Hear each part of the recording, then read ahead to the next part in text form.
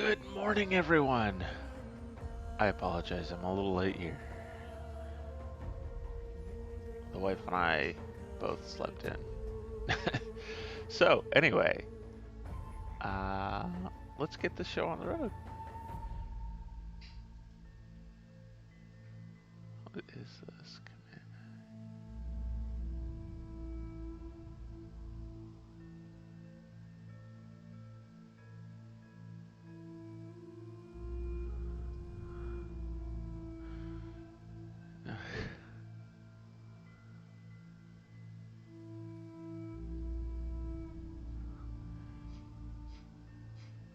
Sorry, I'm getting distracted by the game media channel. Anyway, I don't think we've had anybody respond to matchmaking yet. Oh no, someone's saying no sound. Doop doop doop. That checks out. Disregard. Okay. Now, I could say, Rainbow, you could message in the Twitch chat, not in the Discord general chat. Anyway. Um, so, let me think here. I don't have any matches lined up yet, so if anybody does want a match, you should speak up. Um, Otherwise, let's look at some fleets here, and um, I've been having a lot of success with this one, and it's been going well. I had another fleet with Orions in it. Where is it? It's not that one. It's not that one. I haven't played this one in a while, though. Maybe we'll have to replay this one again. I don't know. The debris mines are kind of buggy right now, and I feel bad about using them. So we may wait. This one was okay.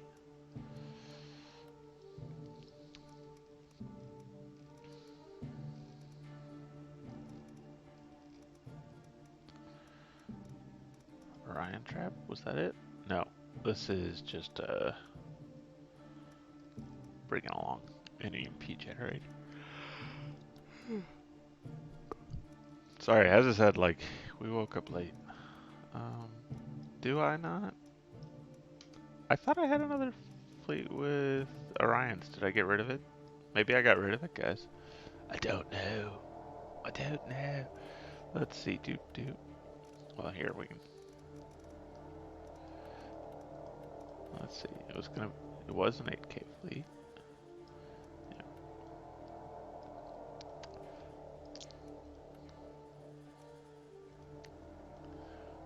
Let's see. Doop doop. There's.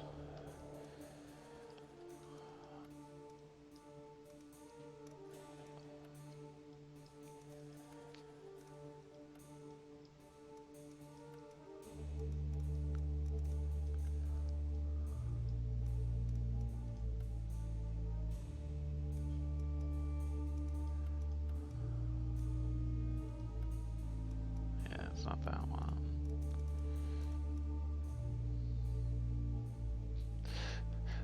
Oh, this fleet.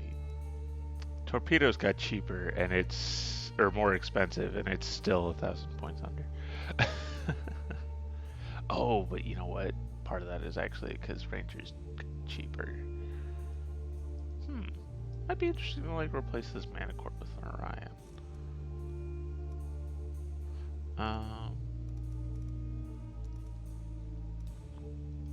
Yeah, that's 2 Jupiter 2s and a Jupiter 1. This is the EMP generator. Skirmishing. Ah, here it is. Okay.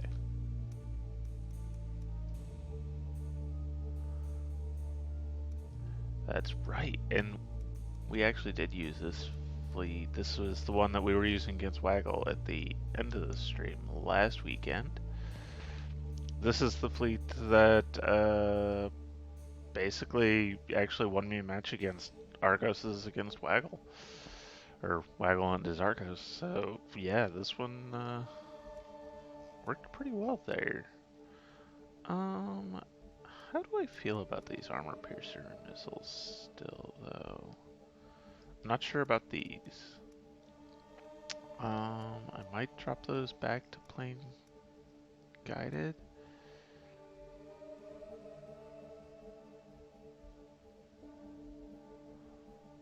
Hmm. I might keep these armor piercers, I think. Be really nice if I could get a nuke here, but I don't see that happening. Um, hmm. I could, of course, drop both armor piercers for a torpedo slot. Um,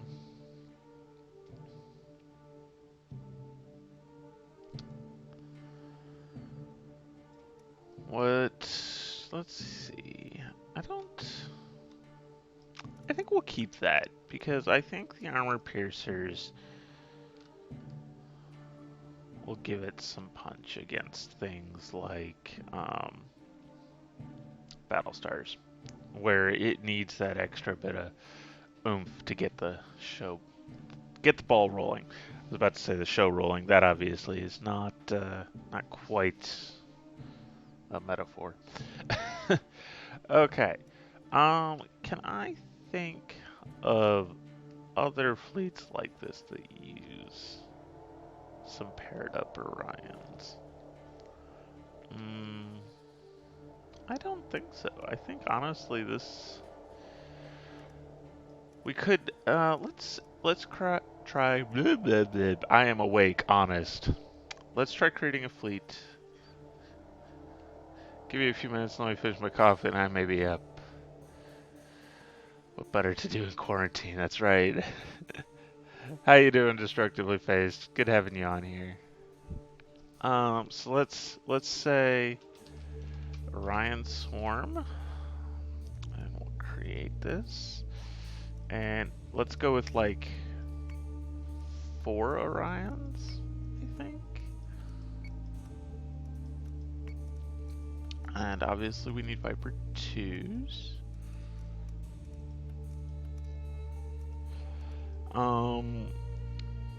Now I think we're gonna give our leader here some armor piercers.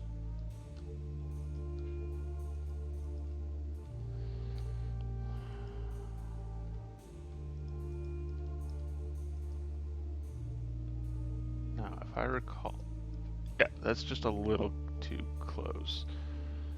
But I think if we do it like this, that should be okay. Pamir. I don't know what this is named after. So this, I think this will keep them from colliding while still letting them operate in super close proximity to each other. And this slight angle here will help them not make me back one up at the end. Now, we only spent half our points, so we need some more squadron presence. Let's start with a Jupiter and an Atlas. Again, we want Viper 2s. I'm just going to... Let's see, we'll grab ARPs because they're fun. And we still actually have a lot of points. You know what we could do is we could just start dropping in some nukes. We've got enough points for 2 nukes here. Like so, and we actually still have 70 points. We could give this torpedoes.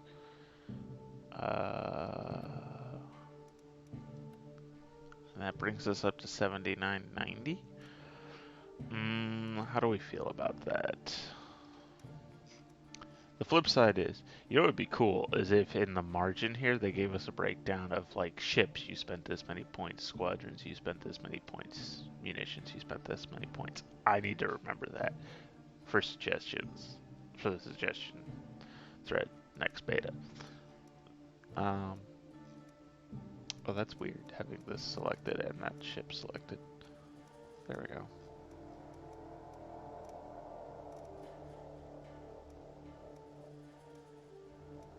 Oh, interesting. It's based on the icon and not the text. Huh.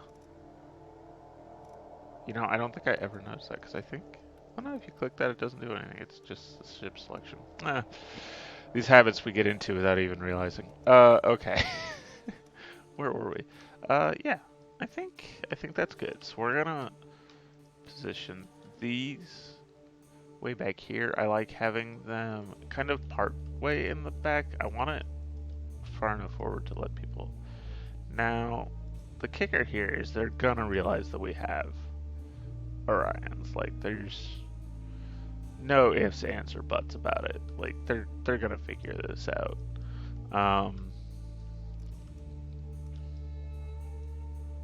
Because we only have 2 ships, and colonials don't bring only 2 ships in a match with this many points in an 8K game. So hopefully that'll be okay. How many squadrons do we have? We have 2, 4, 6, 8. We only have 8 Viper 2 still. So let's say rather than torpedoes here, we're gonna bring debris mines here. And the reason we want to do that is because, yeah, we have the 8 squadrons, but of course our primary fleet only has 4. And then we have a flanking fleet with 4, so we're definitely looking a little thin on the ground. Do I even want to drop the ARPs or one of the ARPs for a Raptor here? Let's do it the other way around, I think. And give you a debris mine. Which feels like a weird choice for an Orion. But I think that's the right choice. Do I like this? I think I like this. I don't know, we'll try it. We're gonna try it today. Oh. I've done that thing where I forget to enter general chat again. Hey, Fourth, how's it going? I'm good.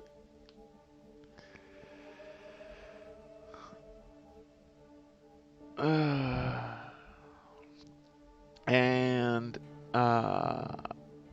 Isolated Rainbow, have you finished your coffee? Would you like a match now? I don't know how long it takes you to finish coffee. For me, it really depends on the temperature of the coffee. If the coffee has gotten down to like warm, I'm just gonna chug it. But if it's still hot, I'm sipping it because I don't want to burn myself.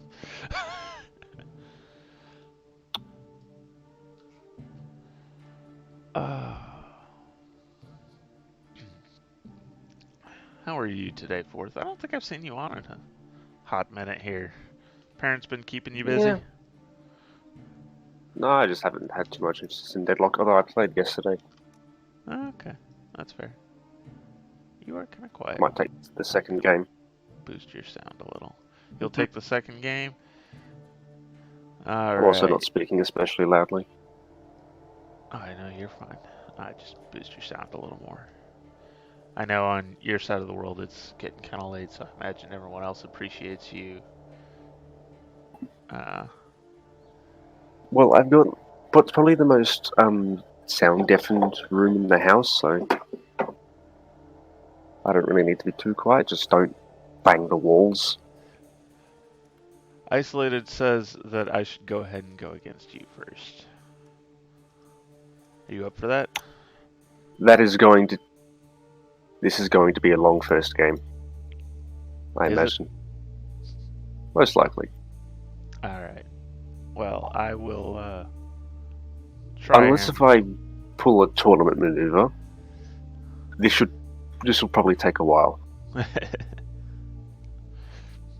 You seeking some revenge? Redemption. There you go. That's a better word for it. Matches up whenever you're ready. With a bit of revenge mixed in. To be sure. To be sure.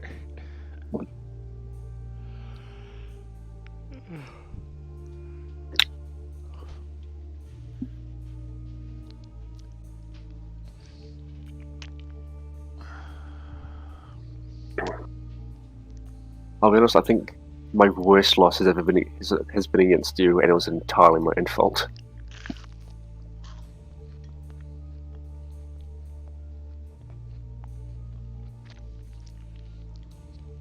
Which one are you thinking was your worst loss Against you. in the tournament? Yes. Wow. Yeah, I mean, It was entirely my own fault, but it was also my greatest defeat.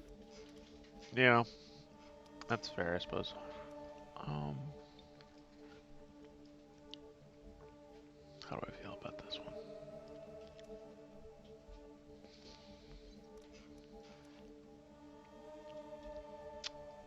I should tweak this fleet, but we're gonna go with it for now.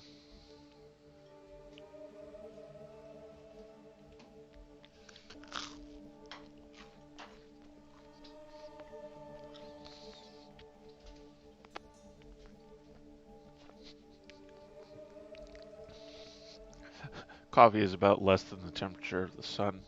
Well, I'm glad it's not that hot.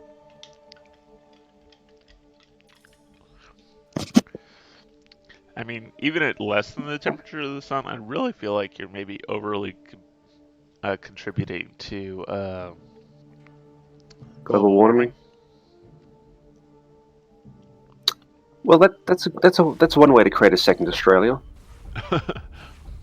That's right. Ah, no, what faction you are? Because I've got a very beautiful red color on my ships. That's okay. I have a Tito in my lap. Hello, Mr. Tito. How are you doing today? Not a dog.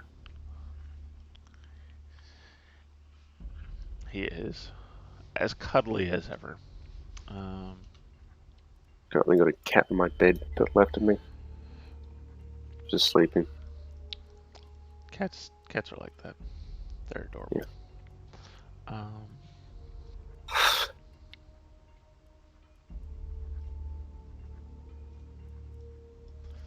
Well, Distribution he seems complete. to want to be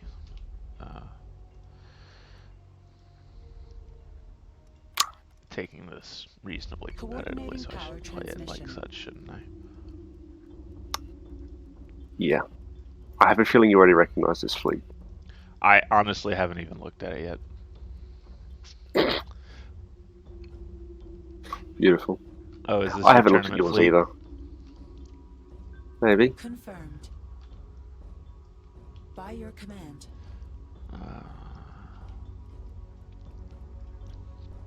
It's a bit more spread apart, though. Oh, yeah. For obvious reasons.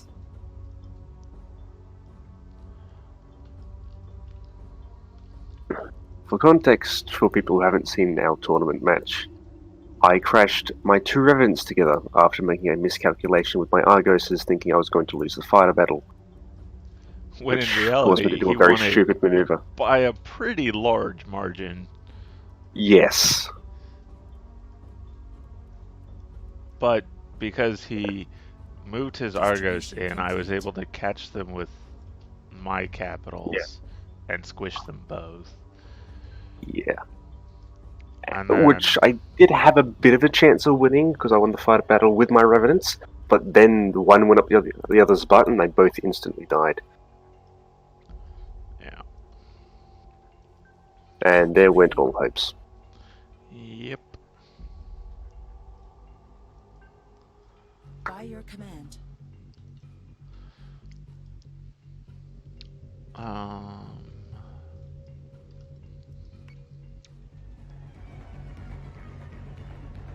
Oh, got a Medusa. Well, As if I needed help figuring out which ones were your Argos. Your Argos are both now Yeah, spotted. yeah, that's an unfortunate glitch which is going to prevent any form of tournament play. One of many that will. I have a feeling that they're working super hard to try and get these glitches sorted out. Yeah, I would be. Um, and as I have said to people who have been asking about, like, when are we going to see a console launch? You will probably see it as soon as they get these really bad bugs fixed. Yeah, because these ones are dreadful. Yeah. I mean, like the Argos and anything else that maybe gets spotted. Well, Argos getting spotted is not too bad because it's pretty obvious which ships are Argos anyway. Although it could be The only thing they Kratos. really blend in with is like a base star. Yeah. Um, but Then there's some people who will use an Argos like a Kratos, or Kratos like an Argos, like the Batman backwards.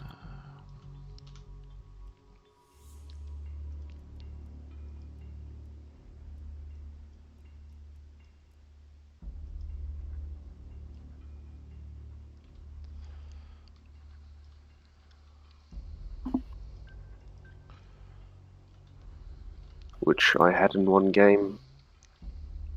Didn't go well for him. That was the game before I went up when I Confirmed. went up against you. Did a lot of damage to my ships though, just because torps. yeah, Torps are great. They tend to do well. That's why they're 60 points now. Yes, yes indeed. It is. There's a good reason. I missed the possibilities of the 40-point torps though, as they had some very nice ones, such as an Argos and a Kratos and a base star loaded down with nothing but torpedoes, Yeah, you can't and that was 4 get people. away with That you can't do it Kratos anymore at as all. easily now. Yeah.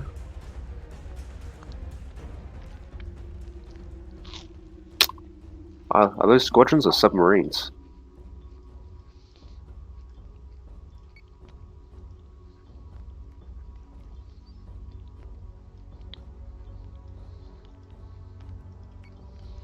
So yeah, I imagine that your squadrons are going to do pretty well in the battle. Just have a sneaking suspicion. I mean, if it makes you feel any better, it's you do have more of them than I do. Yes, but you're going to have boosted Cerberus. Calculating. I mean, it's what, like a 4-point bonus in squadron evasion? I think it's 5. Confirmed. Even if it's 5, like it's not the end of the world. Who's in the Discord voice channel is not appearing. Oh, there we go. Now, oh, well, that's broken. Why is that broken?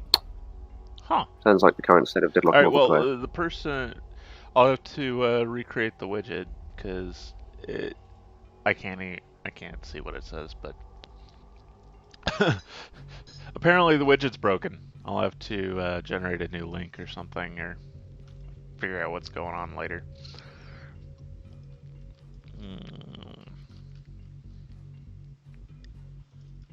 Actually, you know what? We're just gonna say circle that.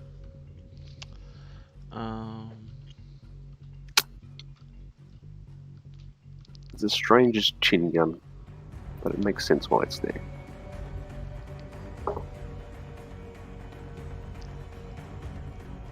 Chinny, chin, chin. I have a feeling that's a Nemesis, considering its absolute speed. So I'm guessing you can see most of my fleet, if not all of it. Yes.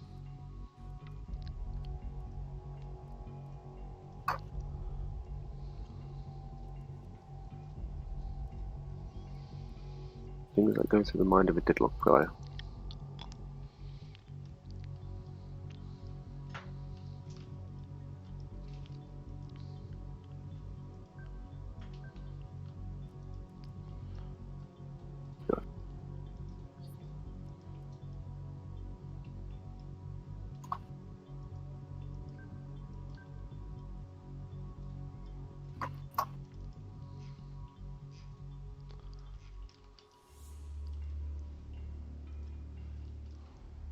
Launching proximity munitions.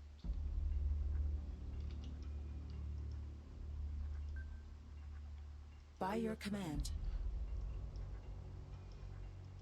Calculating.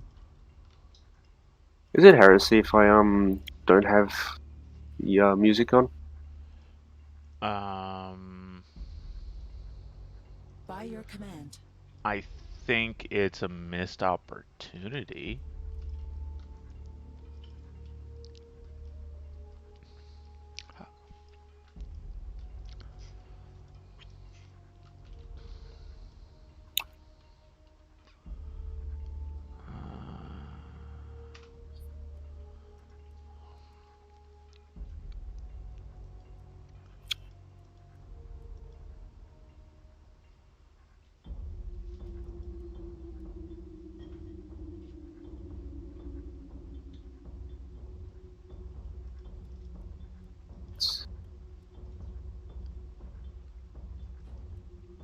I think what worries me the most right now is those 3 squadrons. I don't have much of a clue what they are.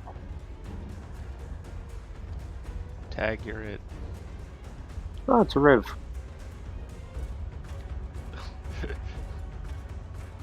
So if I count correctly, no, I blew up not- 2 squadron craft.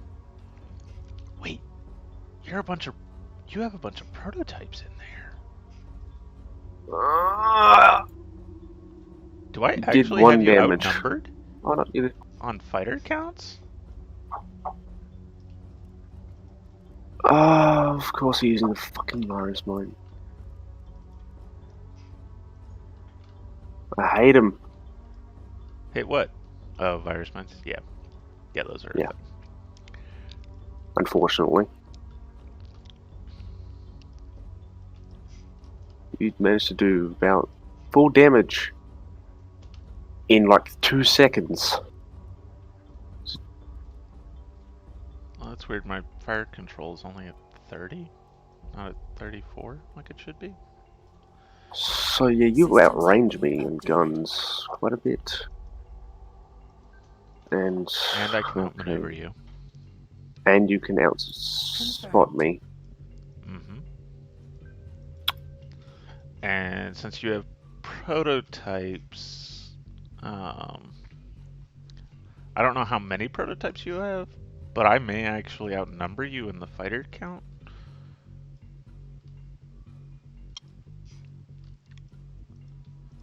I mean, I can see the Argos, but of course I know nothing about them, so I can't really see. You can see them, but you can't see them. Yeah.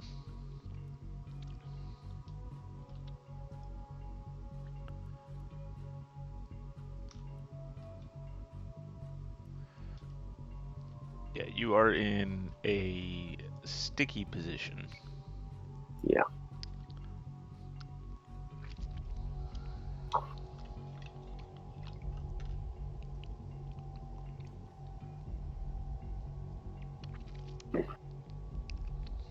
We do get to play some ping pong with the munitions, Hostile though. unit identified.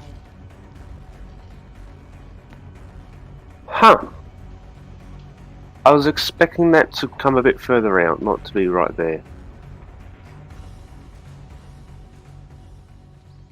Oh, cluster nukes.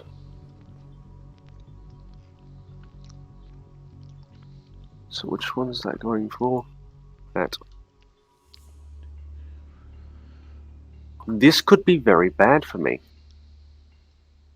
Oh, this is like a beautiful shot of the cluster nukes, though.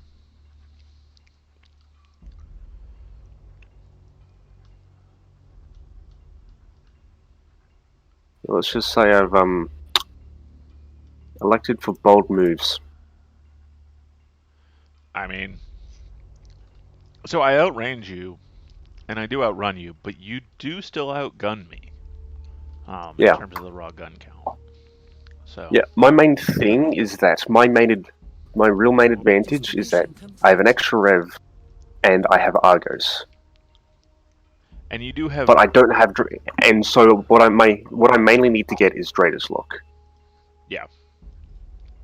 And even if I don't win the fighter battle, if I can hold you off. Yeah.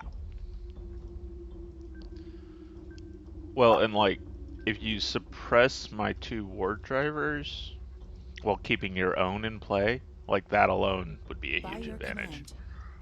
Yeah.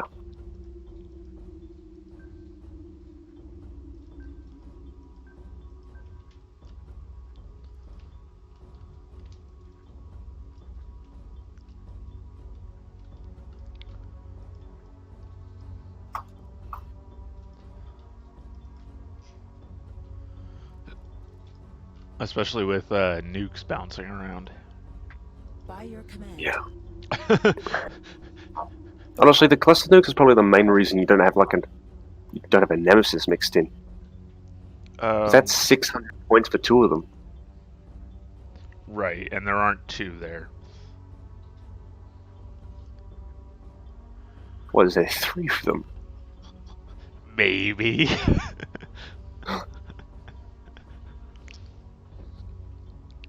Oh my god, there is. Oh god, what the hell have you committed? Mass cluster nukes. The most one can You could have reasonably bought bring. 2. You could have bought a Revenant with that many points. Yup. And you could have still afforded an armor piercer. On top of your existing fleet. I could have been completely screwed in here, in this situation. But no. You did mass cluster nukes.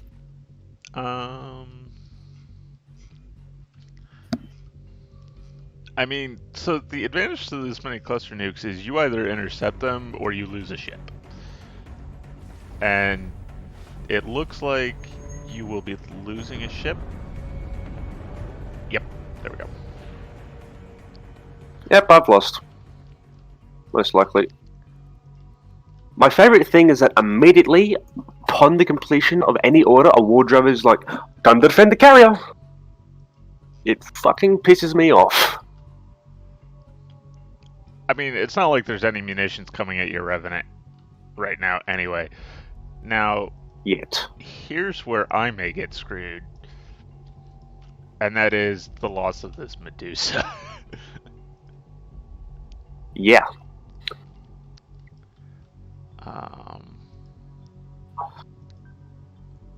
That's the goal.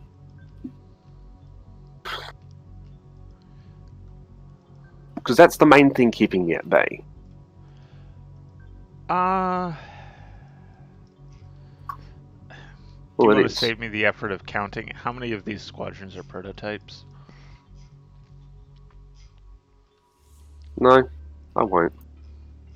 Alright. No, I don't think I will. So, with the Revenant recounting now,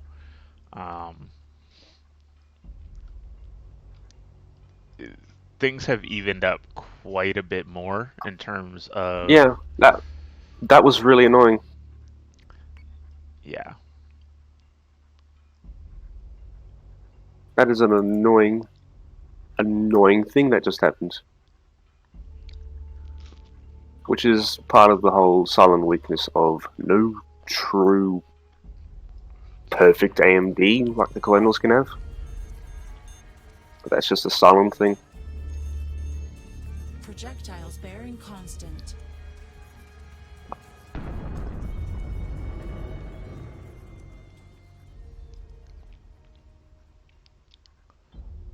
Confirmed.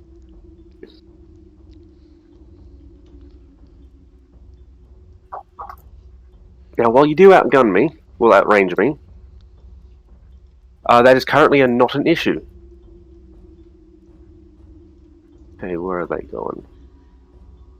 Some place I probably don't care about, but I probably should care about.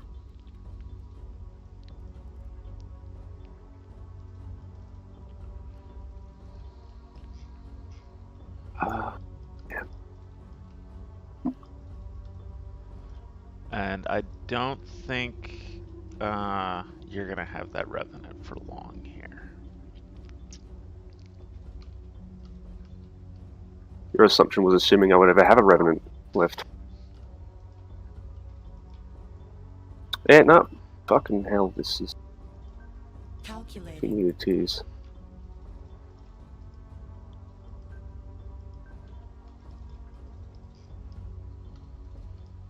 That is actually one of the really big advantages of the cluster nukes. I just realized against Cylons, it is the By your command. better of the two nukes. Cluster nukes? Yeah, just because it's 240 damage, and if say, and because there's multiple, projectiles, you're not going to lose all your damage from it. Well, if it's a nuke, and if it does get redirected, you lose all the damage. Granted, you did shoot 3 of them at me. Yeah.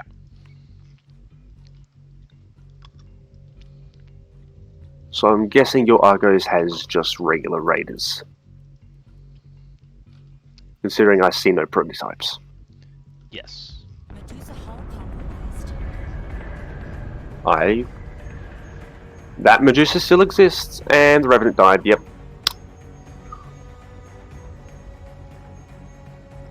Holy shit, the amount of redirects is painful. Okay.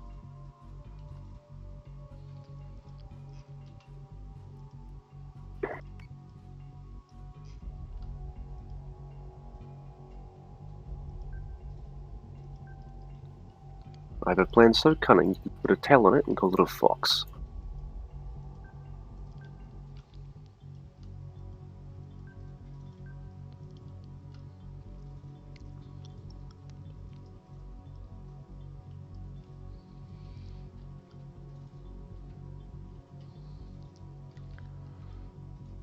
I just see one of your Cerberus is called Waggle. So it is.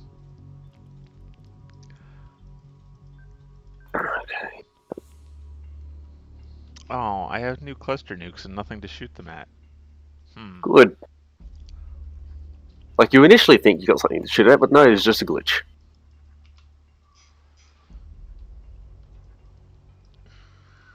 Oh, that Target acquired. redirected salvo was going to be quite painful. Especially since a few seconds, half of what is remaining of that salvo is also going to get redirected.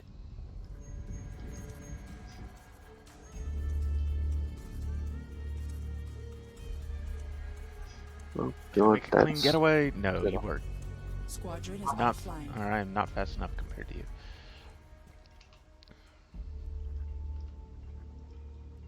Target acquired. Okay.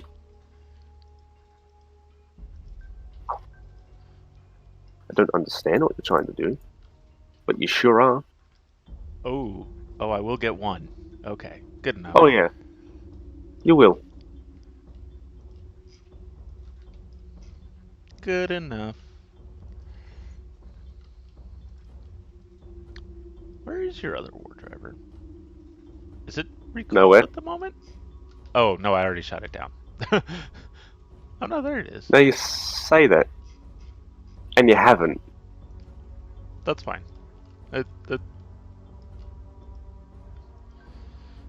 By your command.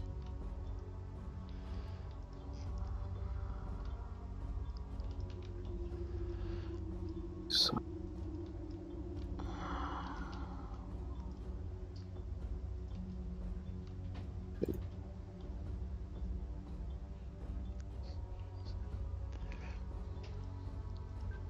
By your command.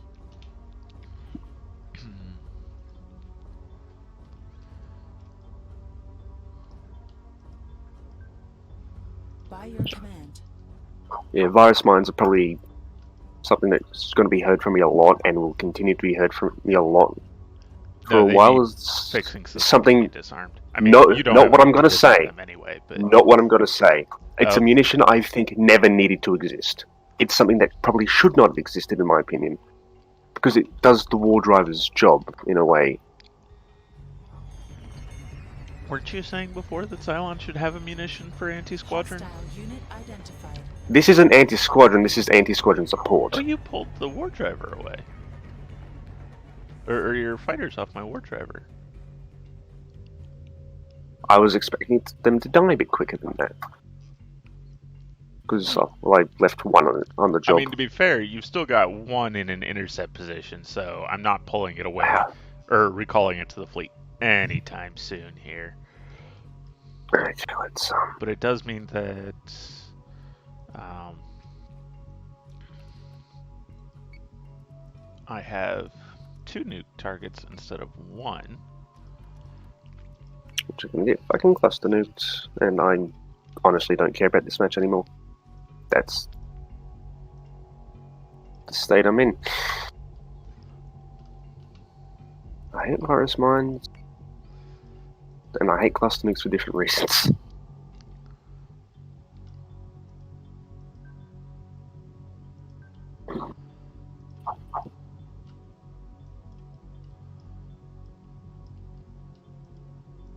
Where's group 1? Yeah, they're right in there. Okay. Okay, you've already lost a squadron. That's good for me. It is.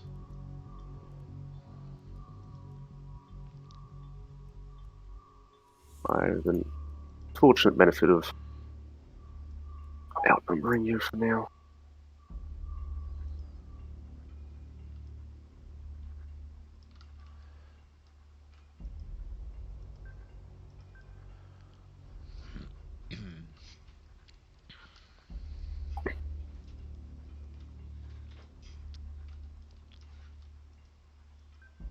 Calculating.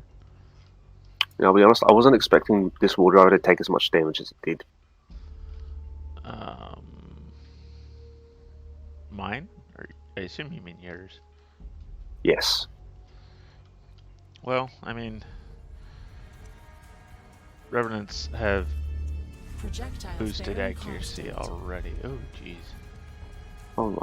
That's just the heavy. That was just the heavy guns, and it took off like half its HP.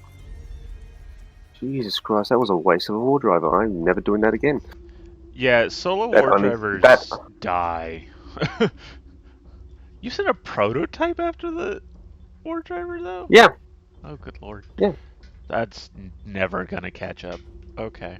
Yes, but it keeps your war driver out of the combat for eternity. Oh, yeah. Well, not And eternity, but it's certainly a hot minute. it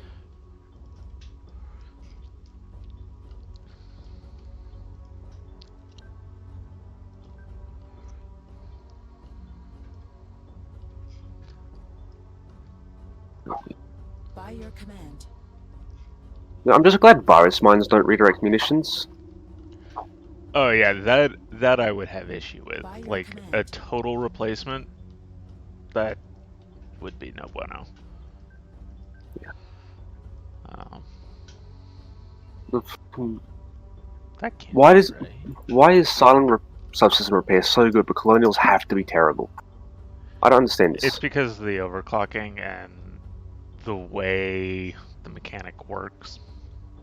I was on 0 though, and I got the 4 in 1 turn. Colonials get this on full defensive from full engineering on a different subsystem. Yeah. Music in the game is phenomenal. Yeah, going back to the music tab right quick. Imagine having music on. Yeah, I'm gonna Hey, lose Daka, this how you completely and doing? utterly because, could not stop that many cluster nukes at all. Yeah. Revenant hull compromised. Come on, can we... Oh, man, I'm finally redirecting some of those, but most of them didn't, and some of them still hit it because they got redirected so late. Did you notice that? No. Yeah. A lot of those munitions did not get redirected. Or they got redirected, but they still hit me.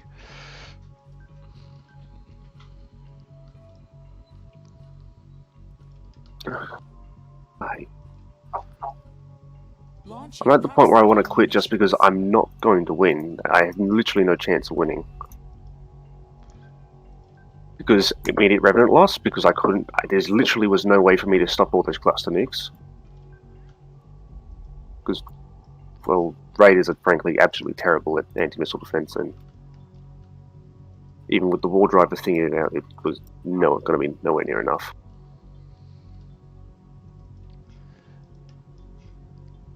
And then second one had the same fate from the same volley. What?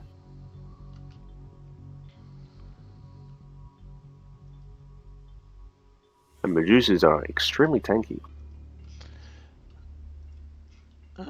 It's definitely helping here, that's for sure. Yeah, its stankiness is why it's alive, and it being alive is. I usually don't lean on its PDCs so much, but since you hit the rear armor and not the front armor, might as well.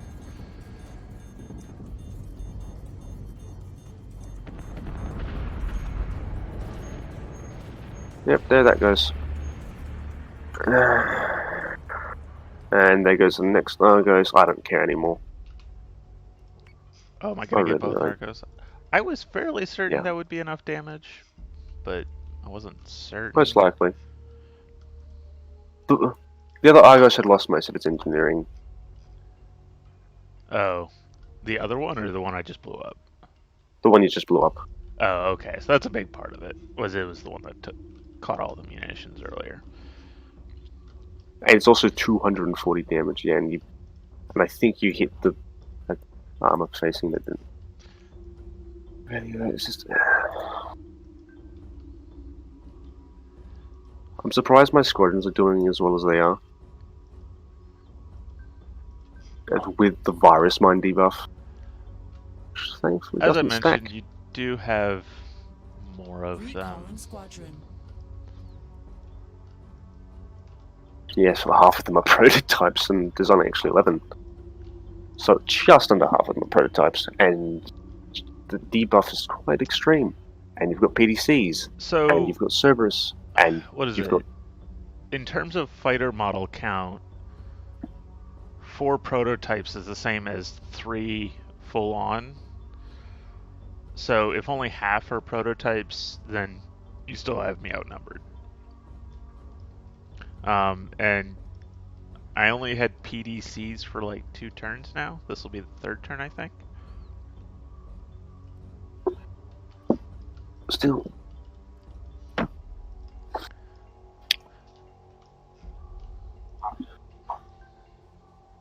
I'm also not really bothering to like manually target mine. Because honestly, they're not the bulk of this fight, and it's not necessarily worth spending the time at it. Hey, Starlancer, how's it going? Thank you for the I'm follow, Daka. Appreciate it. legitimately concerned about cluster nukes now, though, for silent versus silent matches. Because against colonials, it's basically has the same issue as the old nukes. But against Cylons, because of all the munitions. Revenant hull compromised.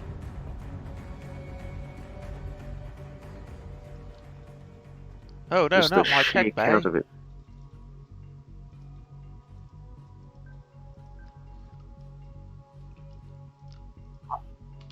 That was a terrible voice. I mean, you were It expecting makes a me want to. good one? I was expecting no voice.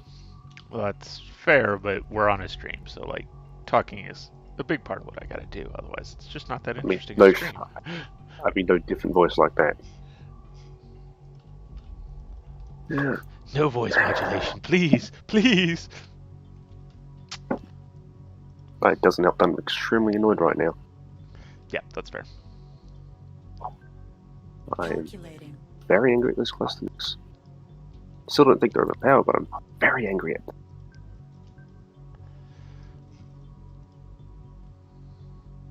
Because I could literally do nothing to defend against them. They are Only a difficult minimize. thing to defend against, and it's a big part. As Cylons. As Colonials, not so much. Yeah, well, I mean, there's Revenant certainly hull still harder to defend compromised. against for colonials, too. Compared to a nuke, yes. As a munition, not that much. Oof. The Revenant will survive, probably, but it's definitely taking it on the chin, so to speak. Oh.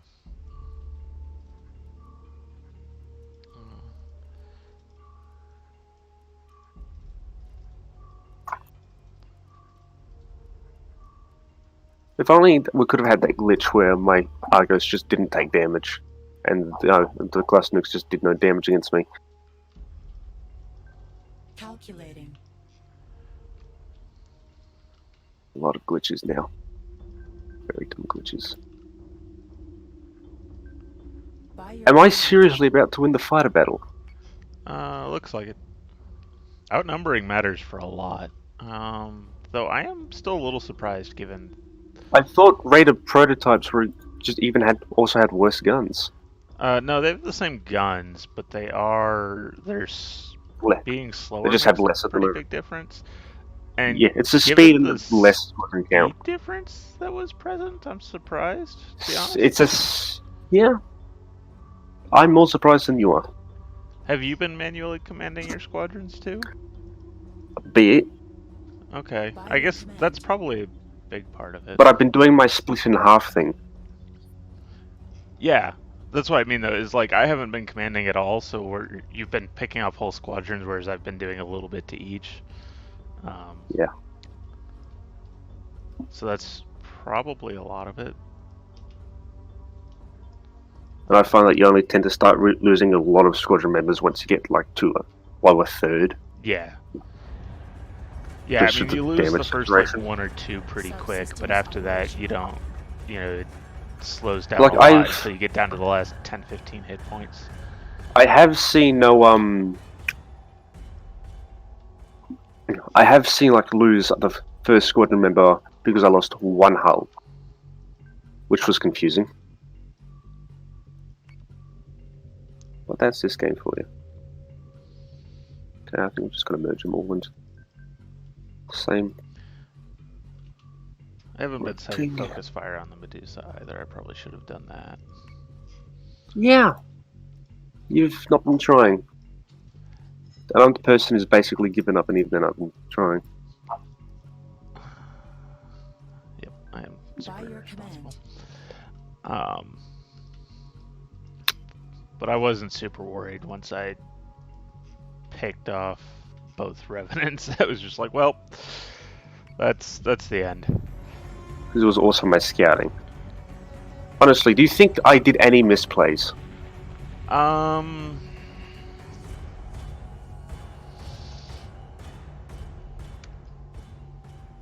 I think recognizing that I had the Medusa should have caused you to dive your fighters hard and avoid getting anywhere close to me. Like, do your best to keep me from even catching up until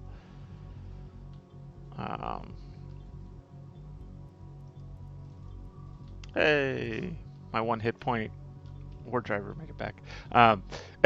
And avoid engaging until after you'd gotten at least a few Dratus locks. By your Well, I command. had. The thing is, You weren't like actively running away, is what I mean. the only I have no nemesis. I couldn't get Dratus locks without charging in. You could do it with your fighters, and so you dive the fighters hard. Yeah, okay, that's what. Yeah. I'm not really a scout with silent fighters person, just because they all have such crap Dratus, which is That's fair. the most confusing thing I mean, when you could think still about scout it. with The war driver, the war driver like I Is- did. yeah, because that has a 4K Dratus range. It's usually such an important thing. 853 damage by the Argos, 440 by the Revenant. I'm very. Just over 100 by each of the Serbs. Nice. Almost 200 from the Medusa. Oof. That's scary. Yeah, I wasn't. That's all squadron damage.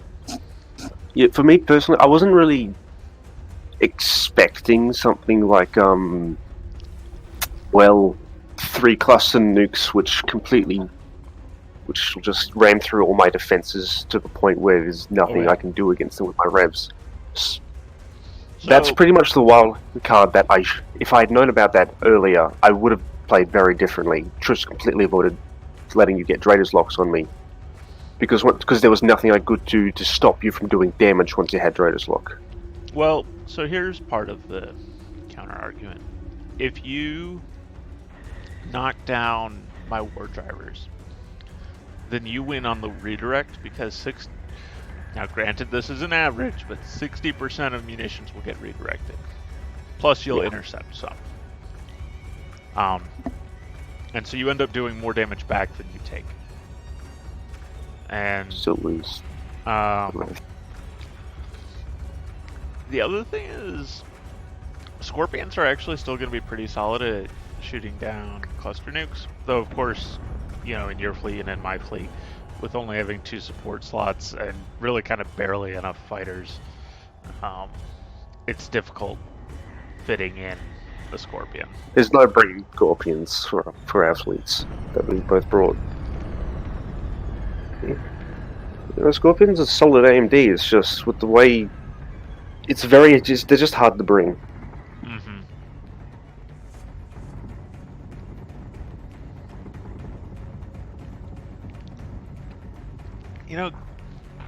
So this is a complete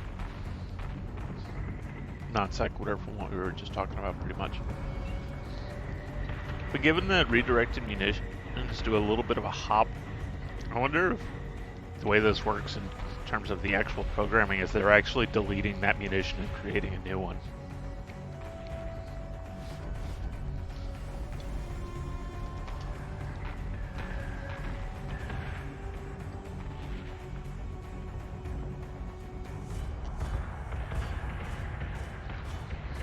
Might just be one of the workarounds they've done, considering this is made in Unity.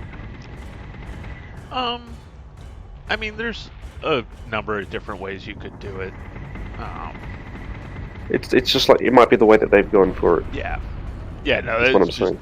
I'm wondering if that's what they did, is rather than changing its target and having to change its allegiance and stuff, they just generate a whole new munition. Well, the thing is, it can perhaps it'd be just munitions. Well, suppose there would be some because you could have like 3 allegiances. You've got Team 1, Team 2, and then neutral. Sort of, where neutral can be affected by both, and I'd have that as all the missiles. And then you have Team 1, which is for your mines, and Team 2, which is for the enemy mines, sort of thing. That's probably how I'd do it. And neutral can target both.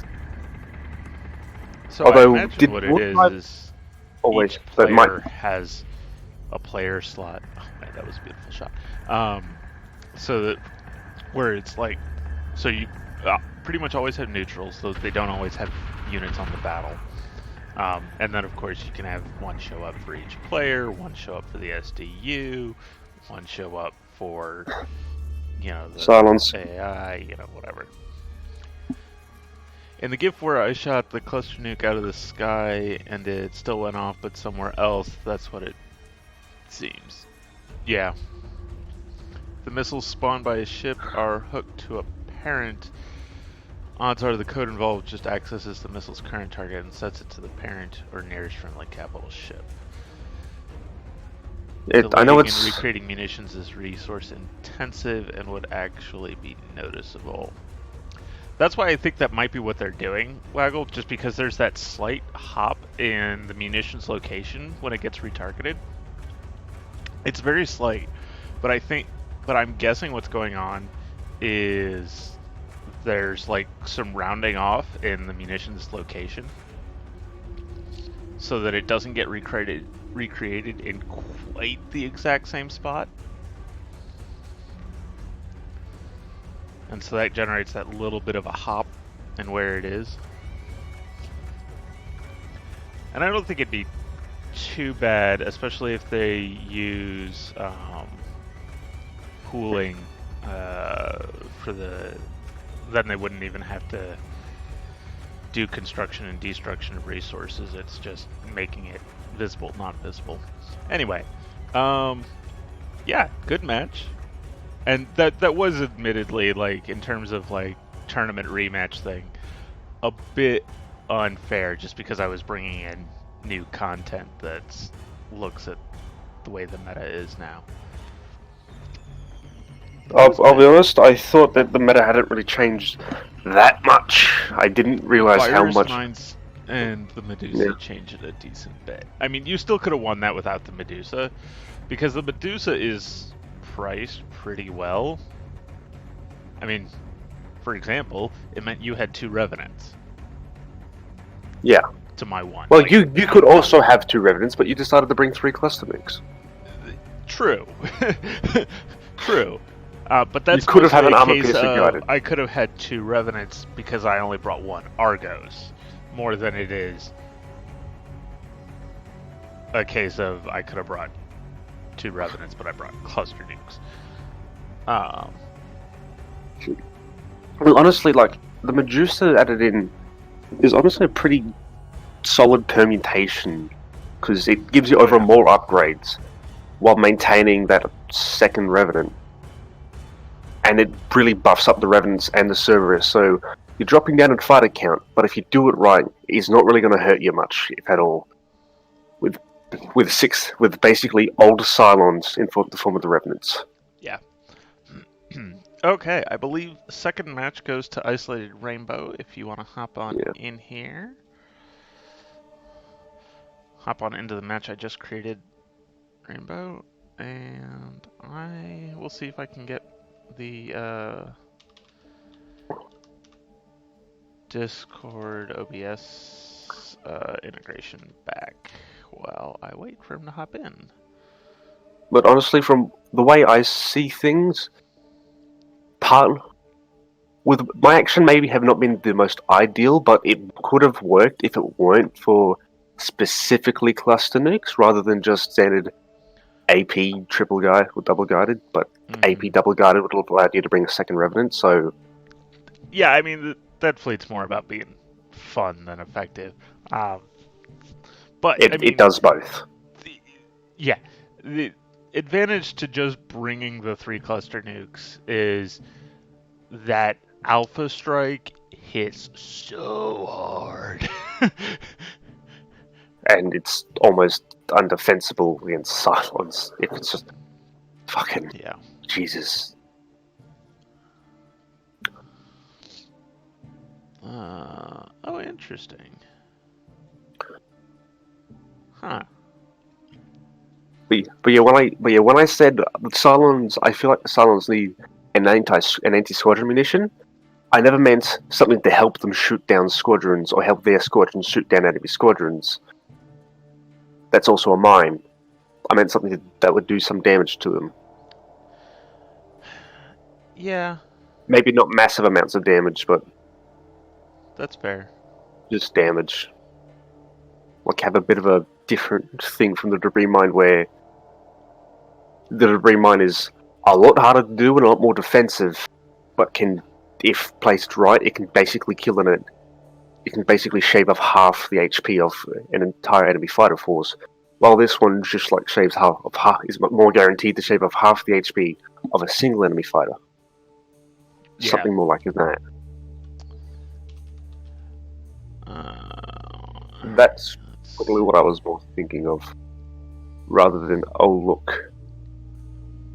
I have to admit, I'm pretty happy with this though. It feels more silent in nature. Missiles, I like them. Mines, I prefer them on Colonials. Well, I did, but then they nerfed the EMP mines a little bit too harshly, in my opinion. Honestly, I don't have a problem with that. Hey, Rainbow, how's it going? Ooh, it's good. How are you? Doing all right. 2, 4, 6, 7, 8, 5. Mainly for me, with EMP mines, they're a little bit too small of a trigger radius. It's almost pathetic now. It's almost an advantage now, though, because you can use them in close proximity to your ships easier. That was never the goal with them. I think the Discord server is having issues. It says it can't connect to the Discord client. Huh? Oops. But you the legit, I'm guessing. How do I turn back? Streamer mode. Yeah, if it was up to me, very different things would have been implemented into Deadlock already. Yep, but I have to say I'm pretty happy with. For me, I find this latest DLC, the ships, I really like the Medusa. I have no issues with that at all. Defender, my personal opinion, rather than balance. We're probably going to need to rehost. Sorry, I was typing in Discord. I If apologize. I me with also the should have just asked if it was okay to join. for me with the defenders, for me it's just like a ship where like it's more just because it was the new support ship. It may be more limited than I would have originally designed a ship like that around. With what's given. Because I personally think that perhaps the fact that it can be in the support slot campaign harms it in a bit of multiplayer. Because I just hate the gun range, but that's just sort of my personal feelings with the ship. Only 5,200 meter gun range, which I hate the thought of. Okay. That makes it back to me We- menu. And then we'll get Okay, this. we're still going winning. again. Perfect. Sorry about And that. then the Mission Orion is successful. pretty solid. Though it's also a bit nebulous in what you really do with it. The Orion? Yeah. It's a solid ship, but it's Yeah. a bit nebulous in what you do with it. Yeah, I mean, it's a skirmisher. I don't think it's that it ends up. nebulous.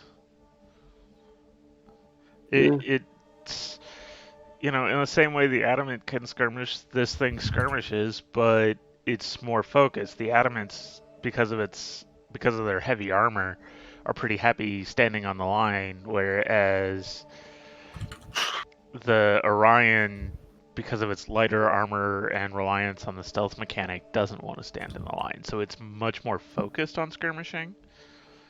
You didn't make that a link. Huh? Oh. I'm posting in Discord. No stream sniping. God damn it. It will say, as far as missions are concerned, Here, you join the match and I'll do your link for you. There we go. Okay, you got it. For real. Typing is hard today.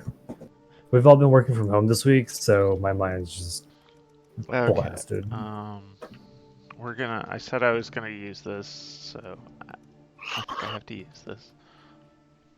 Oh, great. yeah, I Oh, don't think it this wasn't this that latest DLC is actually pretty solid as far as ships are concerned. Probably not perfect, but pretty solid.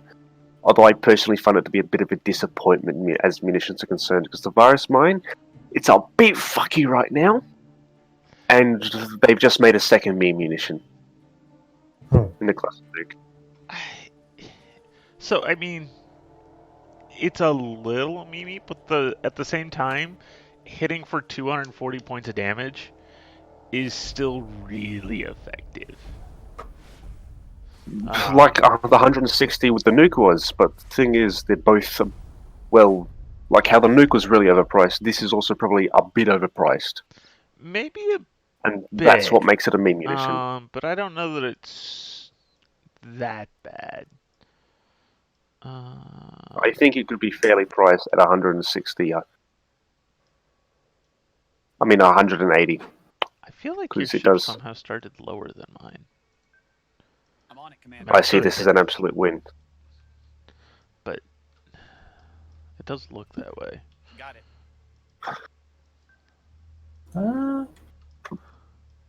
Leave I it, don't know. you know. Oh, great. You brought nothing but Orions. I didn't This- bring this'll- nothing but Orions. I have 2 ships on the board. Two. Ooh. I think I know what those are, and I'm not even watching the stream. It's probably a Jupiter and a Defender. Possibly a Jupiter Mark II. Oh, Defender. Yep. That makes sense. I know this because I have that. It's either a Defender or an Atlas. Can't be a Defender. Because you just rush in with your Orions, do as much damage as possible, and what tattered remains of the enemy fleet comes to charge at you is dealing with a 6,600 meter Jupiter.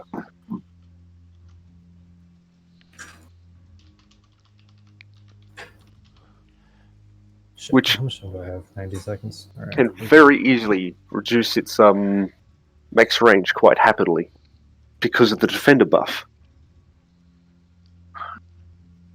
Although when I used that fleet, it was against a Virus Mine Scrambler fleet, which was fucking painful. Yeah. That is probably What it. is But that? it did show that virus winds up barely within the realm of overpowered just because once they're just because you can't really disarm them. Yeah, But because I if you was could able to disarm them, run I would have no away problem with with them. My only my issue right Jupiter. now is that they cannot be disarmed, Yeah, or because almost well, cannot be they disarmed. have, they cannot be disarmed practically. Yeah. In a practical manner. Because the trigger radius is so large and it affects squadrons, so if they could be disarmed while triggered, that'd be good. And I think they wouldn't really make them a bad munition in any way, probably. Yeah. Waggle, do you know what the hack strength is of virus mines? They are the hack strength of a Nemesis or War Driver. Especially the That is, exact numbers, I don't know. Nemesis is a fair step up from a War Driver. Is it? Yeah, it's Yes, Commander. it is. So it probably should be War Driver then. Granted, you combine the Scrambler with a Virus Miner or a War Driver, and there goes the enemy's shields. Shields. I've been playing too much Empire at War. Tech Bay, firewall. everything, just everything.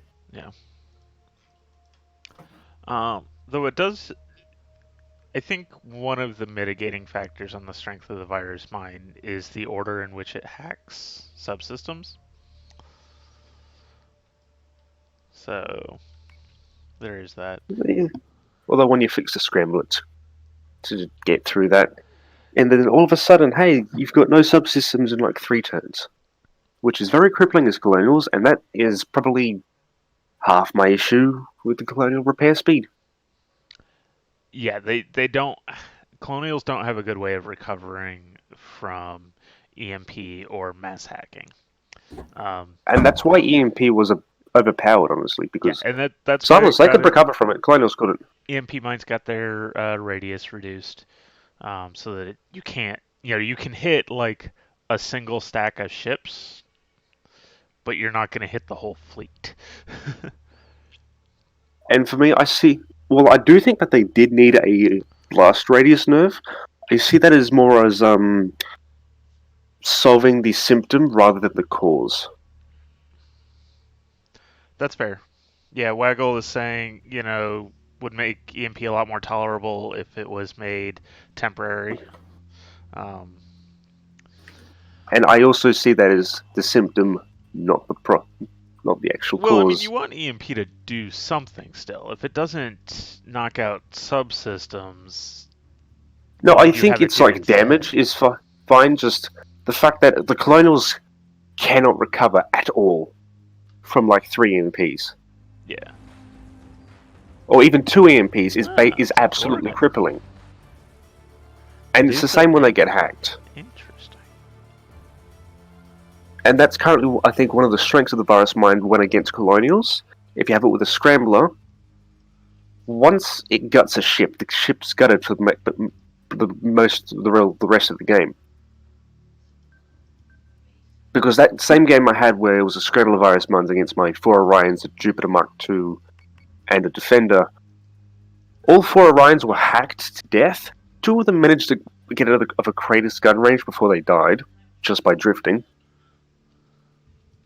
And it took like 6 to 10 turns for one of them to get a high enough engineering, then start repairing the fire control, which took like another 2 turns to get it into anything known as effective, which is a lot of downtime.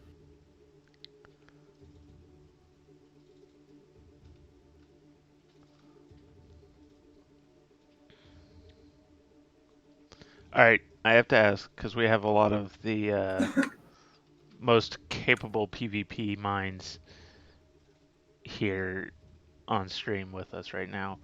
What do you guys Hello. think if Cylons got less benefit to vertical maneuverability from modifying their subsystems? That would mean they'd also get less penalty.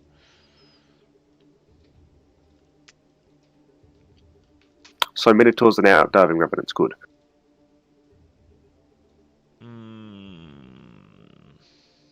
Now Artemis are outdiving Revenants as well.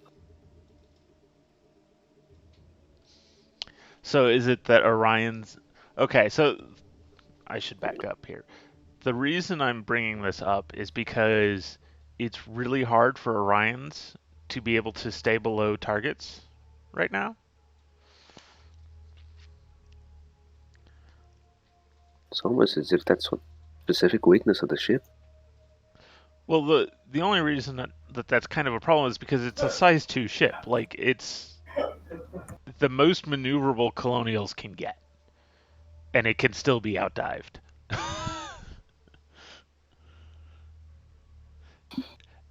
And that wouldn't be quite such a problem, except that we decided that it would be a really good idea to give it all top guns.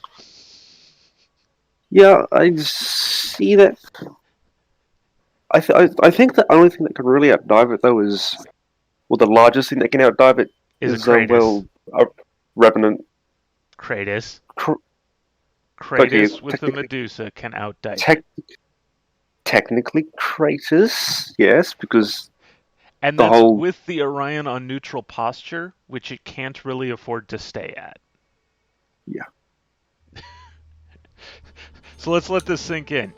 The Orion at its maximum maneuverability cannot outdive a target that is many times its size. Oh, and this is actually an excellent example of that. Here's a Medusa boosted Kratos. Hello there. That's even more torps than the single volleys. Okay, that's fun. And I mean, this is kind of a worst case scenario of that too, because of course there's also the Dust Nebula here preventing me from targeting him with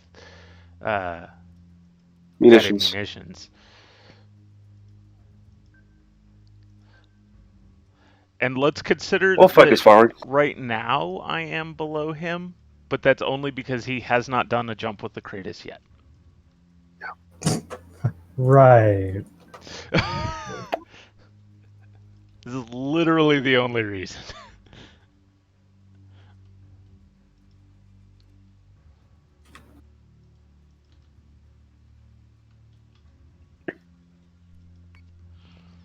I feel like this is more an issue with the Orion itself than the rest of the game. Yeah, and that's what I was saying. So maybe what needs to happen is the Orion needs to have its vertical movement boosted.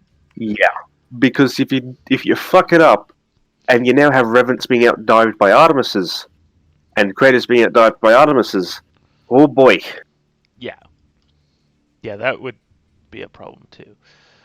Although I personally would also probably argue for the Minerva outdiving Artemis, or matching it in its dive rate.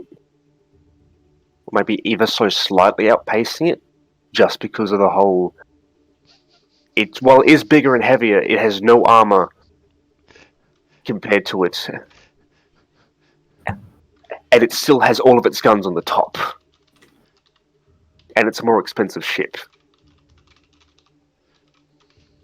With drawbacks. Because if I recall correctly, right now, Artemises do definitely outdive Minervas. Is that correct? Artemis outdive what? Minervas. Yes. I believe so. Artemis are just a hair bit more maneuverable than Minerva. It's 120 to 115. Hello. Although Minerva does get extra yaws, so I'd probably argue for also extra vertical control in Minerva. Yeah. Just because it's... Well, it is technically a heavier ship. It has less armor. Which is why it's... Damn it! Sorry, Tito. I'm sorry, I didn't mean to startle you. One Orion. Did you just jump ram? He just jumped his Kratos, the tip of the Kratos into the tip of one of my Orions. Alright. Well. And then went to... That's one way to do a reverse Phobos.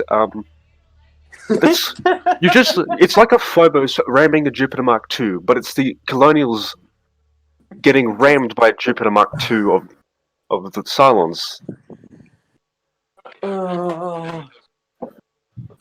This is why we don't trust. This is why we don't give the keys to the creators to regular Centurions.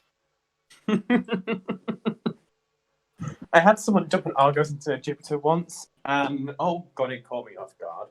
Oh, I had the same thing once. Yeah. I was teaching a guy how to exploit weaknesses, and yep, that's one way to do it. Yep. Because I had a single Jupiter Mark I, and it kind of came at me like the AI did. So Which think ended of up it this working way. out in the end, That because was it just a jumped case an of Argos you inside. jumped into me, and my guys were like, "Well, since you're here, go ahead and set that nuke off, would you?" Because you did just get rid of one of my nukes.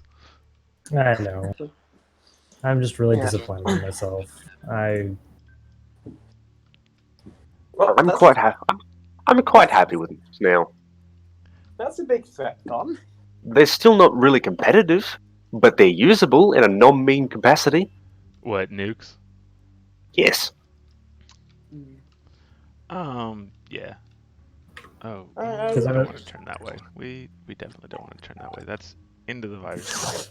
I do not think do you that. could take off the entire cost of the entire current cost of nukes from a cluster nuke, and it'd still be balanced. But I might be completely wrong on that. Alright, so you're still a pretty solid carrier fleet, so I need to be a little careful. I will say I am a bit sad now, because if I recall correctly, there's only 3 Imperial War era ships in the game, and you can't make an 8K fleet out of nothing but them anymore because of the Atlas price increase. Why can't you make a fleet out of nothing but them? I mean, you still can, it's just not as cheap. Well, no, you can't bring 3 Viper Mark 1s anymore, I believe. Viper Mark 2s. I mean, 6. So you Yeah, can't hit you're them by just 60 points over. So you'll end up having 5 Viper Mark 2s and a Viper Mark 1, which is just no. With no debris mines. So I feel like we needed another Imperial era ship. Honestly, I have to disagree. Like, Imperial Wars were like 30 or 40 years ago. And? So they're already getting aged out pretty bad. I see this as an absolute win. Perfect, make the Valkyrie predecessor an Imperial ship. Oh god. That's a bit too old. I think even Hawkins will say that's a bit too old for that. I think especially Hawkins will say that's a bit too old for a predecessor of the Valkyrie. Which... Yeah. But it could be just like a big, bloody, stonking battleship. That's already the Heracles, isn't it? No, the Heracles is closer to that of probably a supercruiser. Yeah. It's a very well gunned ship, but it gets trounced by a Battlestar, which are closest things we have to actual battleships. But I mean, I know, I just Battlestars are more a case of the battleship carrier ship hybrids.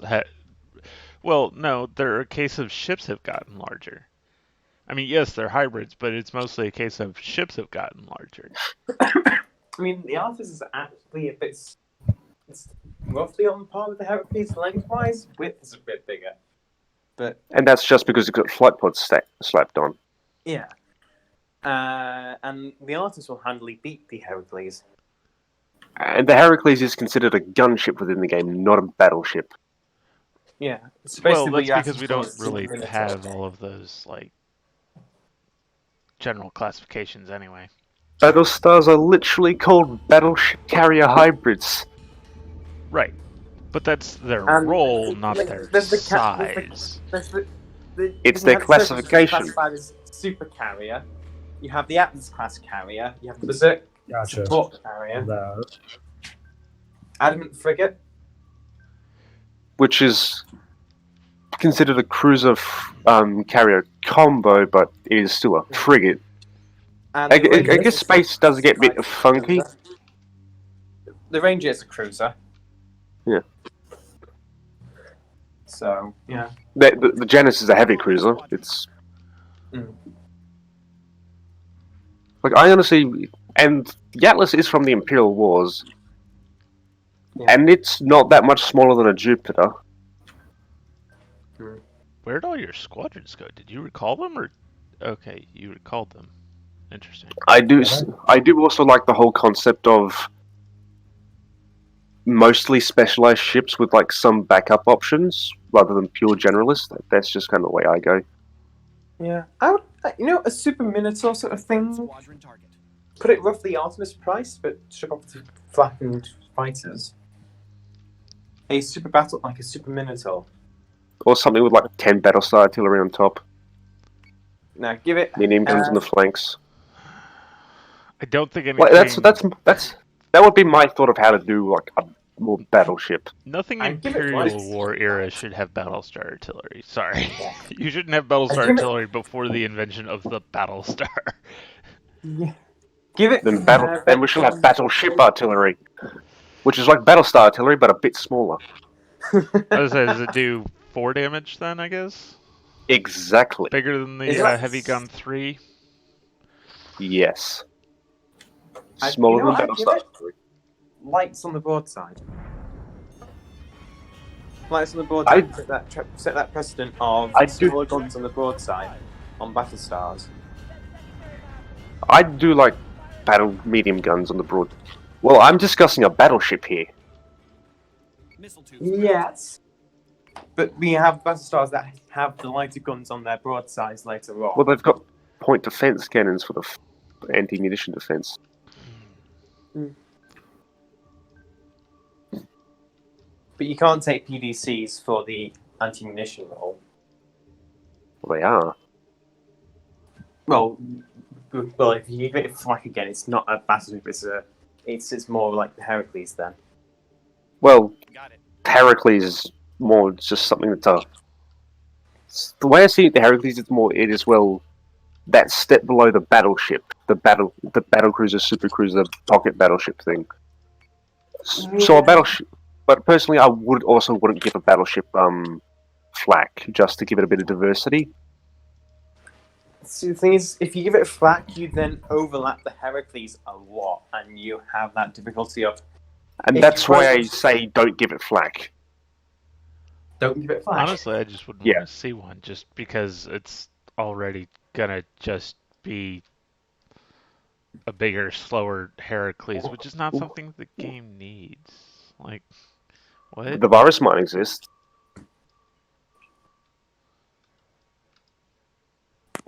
No, the virus mine is a munition slot versus a squadron, which has a whole different set of counters to it. You know, it behaves in different ways. You have to deploy it differently. You can't use it until it dies. Instead, you use it until you run out. There's a lot of differences there. But a bigger, slower gunship?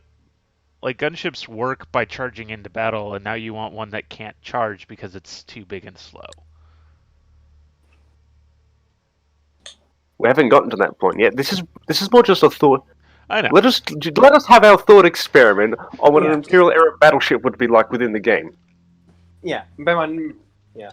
I think it would be a Heracles. I mean, the Heracles I might be a don't- battle cruiser versus instead of a battleship, but consider that at 120 armor, the only thing that out armors it is a Jupiter 2. Atlas, I believe, has Atlas 140 has on top. one surface at 140. Exactly. One surface. And it is specifically an assault carrier. Like, It's a heavy What carrier. is the Atlas assaulting? What is the Atlas assaulting? The concept. The of Atlas is a heavy carrier, not an assault carrier. I thought it was Yeah. an assault carrier. You're thinking of the Berserk. And I think the Berserk is a support carrier, or something like that. No, the Berserk's an assault carrier, I believe. I'll check the codex. But the other thing the Atlas is assaulting is the concept of speed itself. Oh, that's interesting. So if And the you concept of death. run your ship into an activated virus mine, the virus mine just like moves out of the way. That's nice. I mean, not really, That's- but that's nice. That's even more issues. Oh god. Why? Devs, why? Why And must the by virus example, mine be like EMP this? mine, if it gets rammed, it gets destroyed. Why the hell is that allowed? Silent space magic. Confirmed squadron. That's good. It's like the Jedi. Force. Silence are the good guys, right? All the time. Yeah. Okay, No, let's see if I think if you could possibly get away with having a heavy gunship, if it was literally just guns, you didn't give it flak, you didn't give it munition.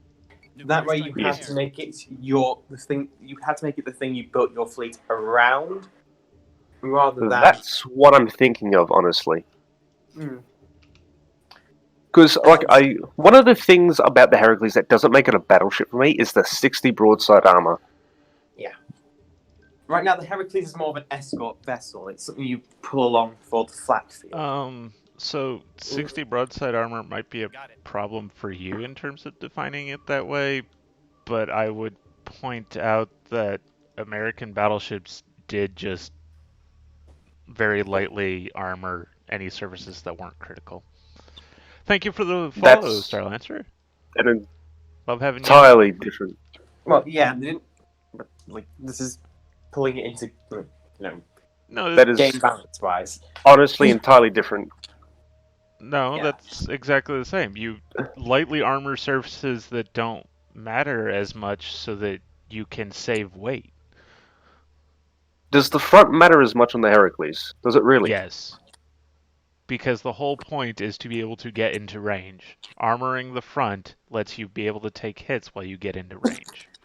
It does matter. The Heracles Eh. is a poor job at being the charging gunship. The Minotaur does that better because it's faster. And the Heracles has the flag on the broadside. The Minotaur's a as well as- newer ship. The Heracles really is more focused on its broadside Yeah. due to what's there. And yes, it does help to get into combat, and actually live while you're getting into combat. It's even better. It's also nice if you don't die mid-combat because you've got tissue paper on your broadsides. And yes, it is tissue paper because it's a size 4 hull, and 60 armor on a size 4 hull is fuck all. It's basically Minerva level, actually. It is literally Minerva level, but Minerva has 45 in 2 places. Yeah. Top and bottom, I believe. So, Yeah. But, there's a carrier, there's a glass carriers. I'm totally up for a rematch where I don't jump my Kratos through your Orion. but That the would probably be Heracles, fine. the Heracles needs to on its Okay. broadside because that 120 on the bow, I was saying this a couple of days ago on the Discord, that 120 on the bow, you don't want to catch torpedoes or armor piercers with that, so you need to line your broadside with the flak bubble. And Yeah. then you only got 60. Which is better than having 0 if you take a swarm of armor piercers to your bow. But it's not a lot. Honestly, the way I would have designed the Heracles is stripped back the top, bottom, and front armor. Front to 100, the top and bottom to 80, and just armor the here's one of the confusing things. The rear armor is stronger than the broadsides. How do you explain that, Z-Dog?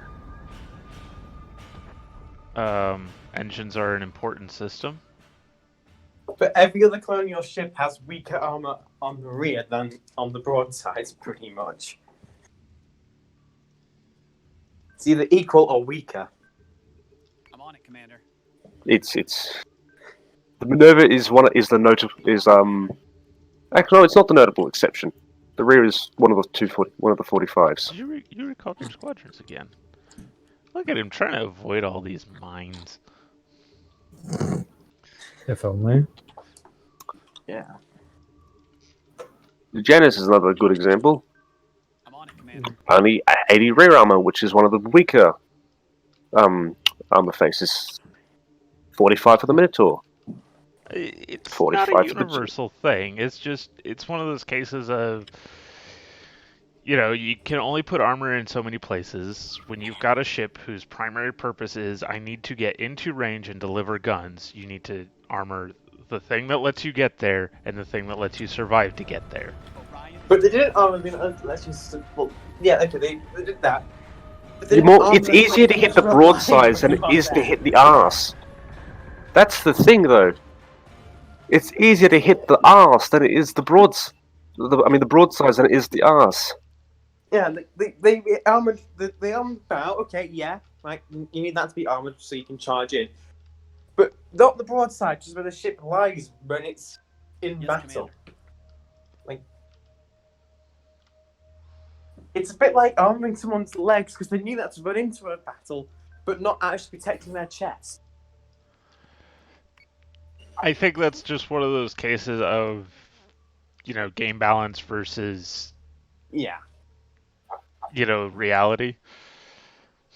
yeah. Yes. So, But yeah, I mean, then you can't. Battlestar is But then you can't really bring the reality of the all or nothing armor scheme to explain the broadsides. Then Orion is taking damage. yeah, perhaps. Yeah. I think instead what they've done is they've gone with balancing it on price point rather than So say we all. statistic. I'm on it, Commander. It probably could do with a bit of a shift in armor. So say yeah, like 100 armor is perfectly serviceable on a size 4 hull. In fact, it's more than serviceable. It's quite good. So I see no. It's same with the 80 even. So I see no, or 90. I'd see no issue with it bringing down the front and top and bottom a bit, and up armoring the broadsides a bit, and just making it a generally tough ship all around instead of in everywhere but the places it's going to take hits. Which is why I say the Minotaur currently is the better gunship, as it's cheaper and it doesn't die as well. Yeah, and it would probably also put the Heracles in a just overall better spot in a slightly less niche pick because Right now it's that Yes, flat Commander. bubble, but not a full Yes, Battlestar Commander. price. that's and it brings most of the guns with a bit more of an all-around profile for its guns. Yeah.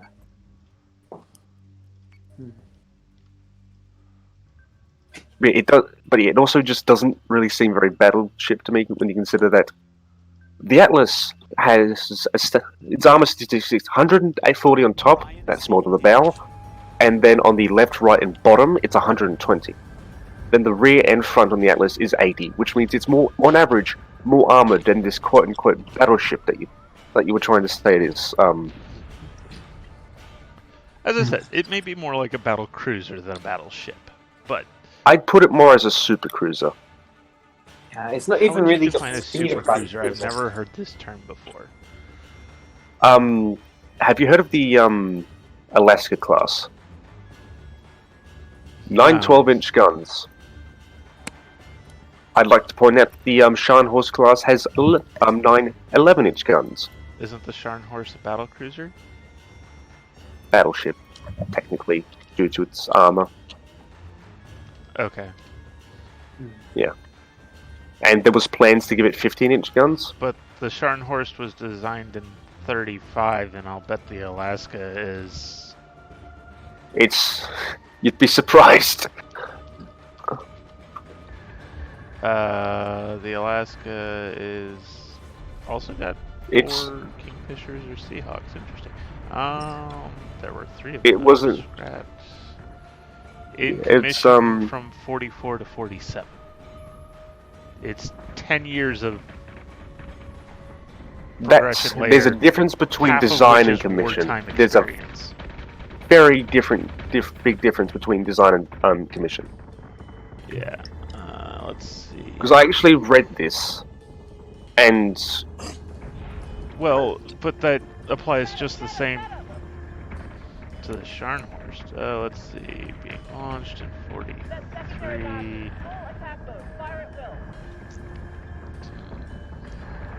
Okay, they were initially funded in 1940. Yeah. So after they've Which- seen what the Scharnhorst with its armor and guns has, and what Actually, this it thing was may be shoot against. Well, yeah, I mean, not actually the it Scharnhorst. was the um Deutschland class, I believe. My point I though is forget the name, it's but like the fucking saying, battleships, you know, the Panzer ships. oh, the Tiger's got bigger guns and armor than the Sherman. Well, yes, it was built afterward. They were also designed for two completely different roles, Yeah, but still, But my point though is that you're talking about something that has more experience, wartime practical experience behind its design, versus something that was designed years before in the interwar period. You can't really say, oh, when we compare this to this, they don't work. So, like, if we think of it this way, frigates used to be defined as a very large combat vessel. That didn't change. What changed was all the other classes had their definitions moved up in size while the frigate stayed the same. Yeah. So all these other ships, cruisers got to be bigger than frigates, and the frigates just never changed in size, and so they stayed at this length that was big, but because of newer construction techniques, was now small.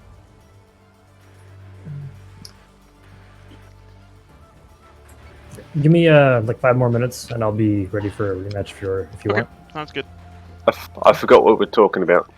We were talking about whether the Heracles is a battle cruiser or a battleship, and why the Atlas has more armor, and et cetera, et cetera.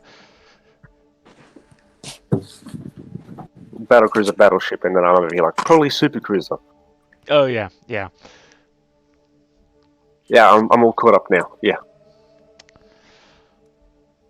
I got The Alaska had a So, had an armor of had a 9-inch belt for its side armor, Yeah. which Yeah, is definitely granted still a cruiser. quite a. And the big difference between that and the Scharnhorst is the Scharnhorst had a 13.8-inch belt. Yeah. Which is the main reason why the one's the cruiser and the Scharnhorst isn't. Yeah. But I mean, like, if we want to talk about this, here's another example. Look at the size of cruisers or even destroyers now compared to cruisers and destroyers in World War II, let alone prior to World War II. Because I think in World War II alone, they probably grew like 100 meters in length. Like, ships now are huge compared to then. By volume, anyway. Maybe not by weight. But Can you give me a modern destroyer class? I don't know. I don't Arleigh follow Burke, modern I believe? ships that much.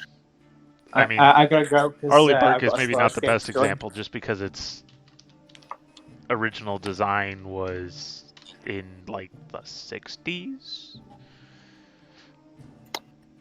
You said at least 100 meters. Oh, built in 88. So Arleigh Burke has. Length is 154 meters. Oh well. All right. So that one's kind of small. Okay, preceded by the Kid class, which is 172. Yeah, I mostly grabbed Arleigh Burke because it's the most famous. Here we go. List of destroyers in the Navy. Is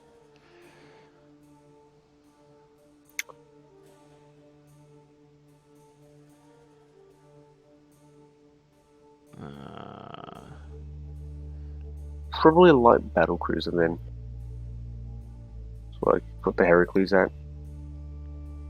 Not technically, so I don't Till's think technically you a battle really cruiser, but like, call battle cruisers light or heavy. yeah, it's not really an actual classification, but within the range of battle cruiser, it would be probably on the light side. So of a Smith, which was built in 1909, had a length of 293 feet and 10 inches.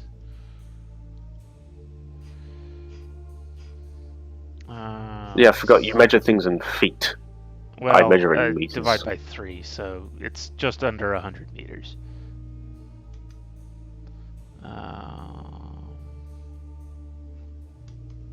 It's closer to 60.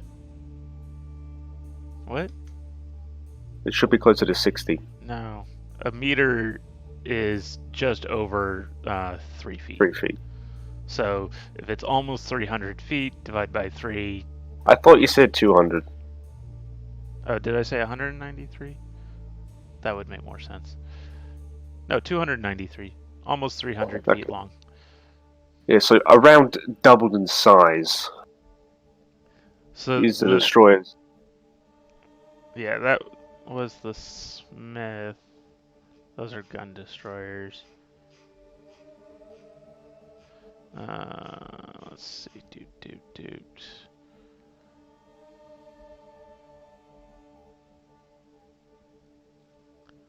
Let's see.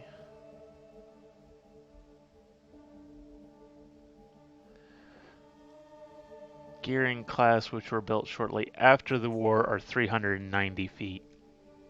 Yeah. So 100 feet longer. Although I know that BSG's combat is meant to be representative of World War II, not. Right. So it'd be more fair. And Judge- Arleigh Burks are sitting at In the 500 500s. feet. Yeah. So, yeah, like, Almost doubled in size. and that's Well, just and like that's that's just one of those length. things. That's why I'm saying, like, the Heracles being a battleship or a battle cruiser kind of makes sense. It makes. I can probably grant it battle cruiser status, but I would never grant it battleship status. Especially old style battleship, considering those generally weren't very all or not too much in the all or nothing. Granted, I think of all the ships, battleships may have, from their initial inception, and then the final versions, probably grew in size the most of all kinds of ships. Of all ships. Let's see. Because when you have a pre-dreadnought and then you take a super dreadnought, the pre-dreadnought's like less than half the length. I'm ready whenever you are. Yeah, you're fine. I was just loading up the codex. I thought the codex said, like, cruiser It gunship. doesn't. I've been looking at it. It doesn't even say the It Atlas just is. says it's a carrier. It just says carrier. Yeah. Where is it that it says, like, assault carrier? Maybe that's, like, in the... Description. Oh, let's yeah. get the description when you're building a fleet for, like, multiplayer. Maybe it's there. Fleet. Ship. Yeah. Yeah, I'll go to that. Heavy. Oh, I did not aircraft mean to carrier. hit. Okay, there's a heavy, not an assault. I misremembered. The Yeah. Berserk is an assault carrier. Yeah, I was right then. You were. Yeah. In that regard. I'm right in most regards in this current discussion. What does the simulation command phase mode do in the music player? Do y'all know? Simulation command phase in multiplayer, you said? No, in the music player on the main menu.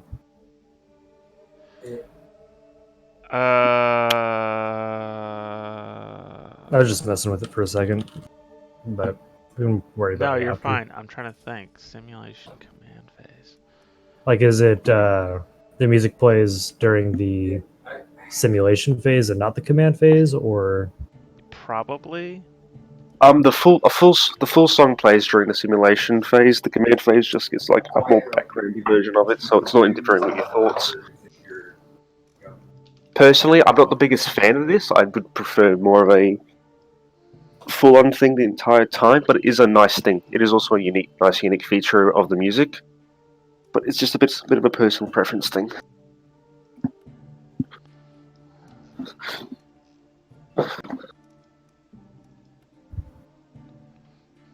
So one of my friends was saying that it just makes it quieter during the simulation phase.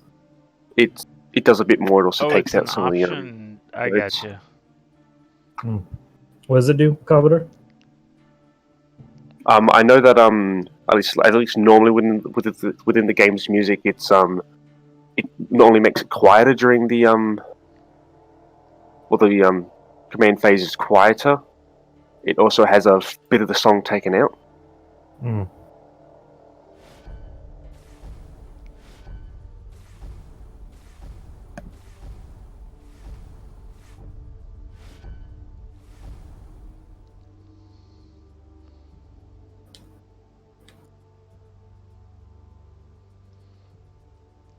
We got the same map. Are you kidding? Works for me. Yes, sir. Yeah, I think one of the big Right? Yeah. Definitely one of the bigger things that makes the Heracles nowhere near a battleship is the Atlas, which is from the same time period, completely trounces it in armor, having equal in overall equal in one face, and every other face its closest equivalent is better by about 20. Oh, really? Sorry, I was talking to the wife. How dare you? Oh, I'll bet. How dare you be married? And Right? I know, right?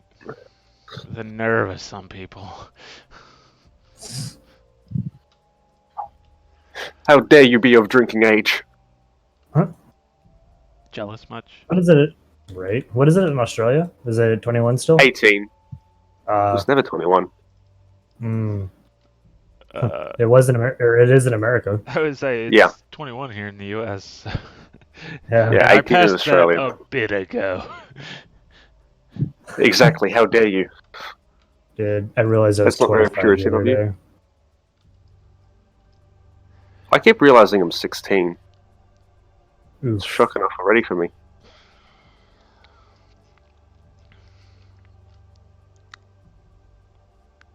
You know what's still interesting to me is that the Artemis is only size 3. Yeah, which is why it's basically twice as durable as a Minerva. It's a big part Its of 80 why. goes a And it lot. would depend a lot on Yeah. what's shooting at it. Like light and medium guns And aren't that- going to care much, but heavy guns or battlestar artillery definitely will. Oh yeah, that was a lot of my argument of possibly giving a slight armor buff to the Minerva because it's a size 4 with only 60. Yeah. It's a giant Jupiter butt, and only a Jupiter Mark 1, not even a Jupiter Mark 2. Now, I mean, it does have the advantage of it does a really good job of spreading its hits around. Oh yeah, I have had it kill a Jupiter because it used every single armor face. Yeah. And I mean every single armor face. Yeah. Oh, it died 2 seconds after So though. say we all.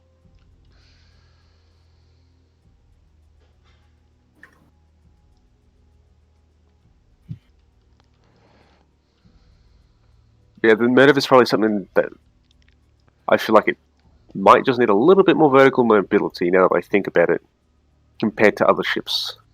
Why? Because its whole advantage is don't take hits, deal a lot of damage. Okay. And then you've got other ships which are just... But how does vertical maneuverability help the Minerva? just compared to the Artemis. It's just a little thing before. Maybe just overall maneuverability, but yeah. I guess it is probably pretty nice. It's like 45 here in Dallas. Yes. Especially since it's a front window. It's getting a lot cooler here in Australia, which is nice until it hits winter for me, because then my joints start hurting, because I'm not used to 20 degree... Well, I'm not used to 18 degree weather. Yeah, it's Or 19 degree. we're definitely getting towards spring has sprung here in the US. and it is beautiful. Our spring is like summer in most countries. I know I forgot. We do have 45 degree days in spring, just like Texas. And that's in the nice part of the Yep. country. Nice parts of the That's- country. Yep, it's 45 Well, that right now in depends Texas. Well, that depends on how you define it. Nice. I don't True. define Victoria as nice.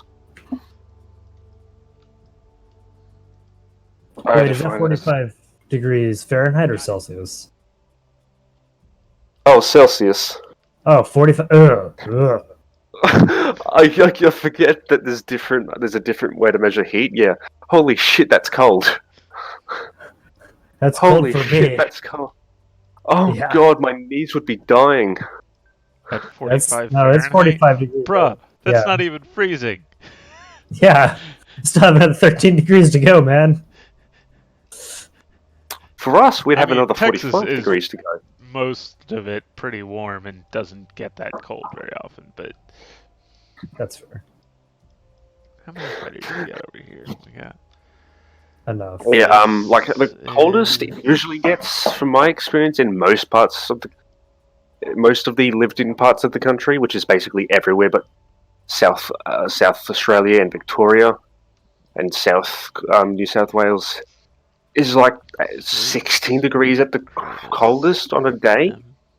A bit colder at night, just because night, but it never hits freezing in most parts of the country. I've only ever seen snow once, and that was in New Zealand. And it was mostly melted. I guess we only saw snow 2 or 3 times here this year. You saw it multiple times in a year. I've seen it once in my entire life. Yeah. And I had to go to a different country for that. Either that or it was the Blue Mountains. I think that it does rain. I think it might snow in the mountains. I don't know, though. Although I do know that when it does snow, it can still sometimes be above freezing because Australia. I mean, that happens here too. That's pretty Yeah. Yeah. because snow is based on what temperature it is where the clouds are, and if it'll stay as snow all the way down. Yeah, it's like, but In like 10, most cases, 20 it does degrees not. while snowing. That's pretty warm for snow. Yeah. Australia. Yeah. I do know it hails at like 20, 30 degrees sometimes. Yeah, hail can be Hails. warmer, but Like fucking tennis ball sized shots of death. That's more like in New South Wales, from what I know. I've never actually left the east coast of my country. Yeah, the east coast of my country. Well, I've never gone to the west coast, is what I mean. Launching drones. Or central coasts. And I'm only ever going to say coast because that's the only place we really live, other than like Alice Springs and Well, yeah, the that's occasional 'cause- outback. the center of the country doesn't get much rain or have rivers. Like Arizona. Does Australia have rivers? I assume it does. Yes, that is. I couldn't name a single They major still river. live on Earth, man. I couldn't name a river in Australia. You're not alone there. That's fair. All I, right. I I could gotta name a look river this in up Europe, now. though. Rivers. And But we do have quite a few in like just past the Blue Mountains. There's a whole host of rivers which are just there to which are there, and it's what makes that area just so livable and fertile. Without those rivers, it'd just be more desert. Oh, yeah, there are some rivers. Mostly in the east part of the country, though. What you find is that for the most part, the east part is the more survivable part. Just because Rivers it has the total least amount of desert. flow.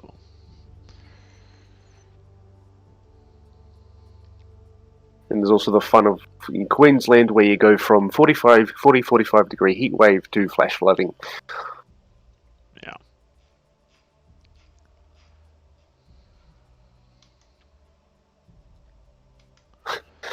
So I see that there That's are one way to put out forest still like a fires. decent number of rivers, but I wonder how big they are. Like, I'm a little spoiled. I live in Consider Missouri, that the where I'm right next to the Missouri and Mississippi rivers. Mississippi River being one Mm, of the biggest in the world. Consider that's for us fair. though that And we're still Missouri's the pretty big size of too. Europe. What's that? Consider for our country that we're still the size of Europe. Oh yeah, no, I know. Like Australia is still huge, but I'm just like, With a smaller population than Tokyo. So I'm just gonna go on Google Maps real quick and have a look. I don't want phone repairs. Actually, I do. I just can't afford it. Hmm. It is a decent sized one, at least. It's one that goes right through Brisbane, actually.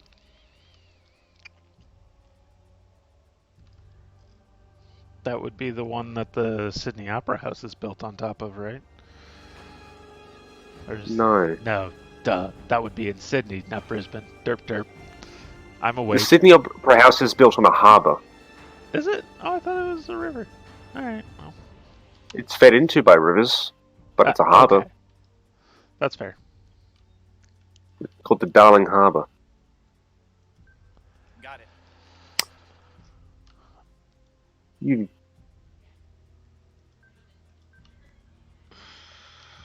But I need to go to satellite mode. Yes. This'll help. What are you doing? Going to satellite mode. Oh. Yeah, but that still doesn't really show you like their depth or how fast it moves. Wait, I gotta find Mississippi. Shit. It runs north to south Not the along river. the central U.S. Not the river. The state. Yeah. So if you go down to the Mississippi River Delta, where it spills into the ocean, Mississippi is on the east bank. Fuck, can't remember These if words it's mean east nothing or to me. Mississippi or Alabama on the east bank. Can you give me the name of its capital, of Mississippi's capital city? Jackson. And Not that I had that memorized. I just Googled it. entirely fair. Yes, I Mississippi. wouldn't have. Oh, okay. Does Mississippi not actually have? Oh, it doesn't have the delta. Okay, but so Okay, I was looking at Carolina the entire time. yeah, you are way too far. As I said, Mississippi River is like the central U.S. just about.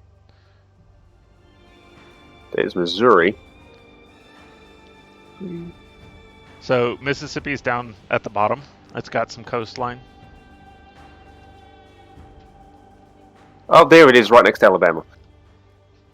I was looking on the wrong coast. We only have 3, and it's a north-south river. We only have one north-south coast. How did you get that wrong? Yes, Commander. I thought Missouri was on the east coast. Definitely not Central America. Yeah, Good try, central though. of the U.S. Almost smack dab in the center. We are Is a that- Midwestern state. We have a. Oh yeah, what you'll find is the border between Victoria and New South Wales is an entire river, which is decently large. Got it.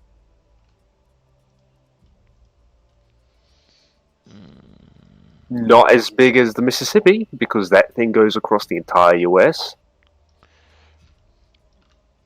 Yeah, I mean just I've about. overshot Mississippi is Australia. huge. I want to say Mississippi is the largest by flow rate in the world. The Nile is longer, I think.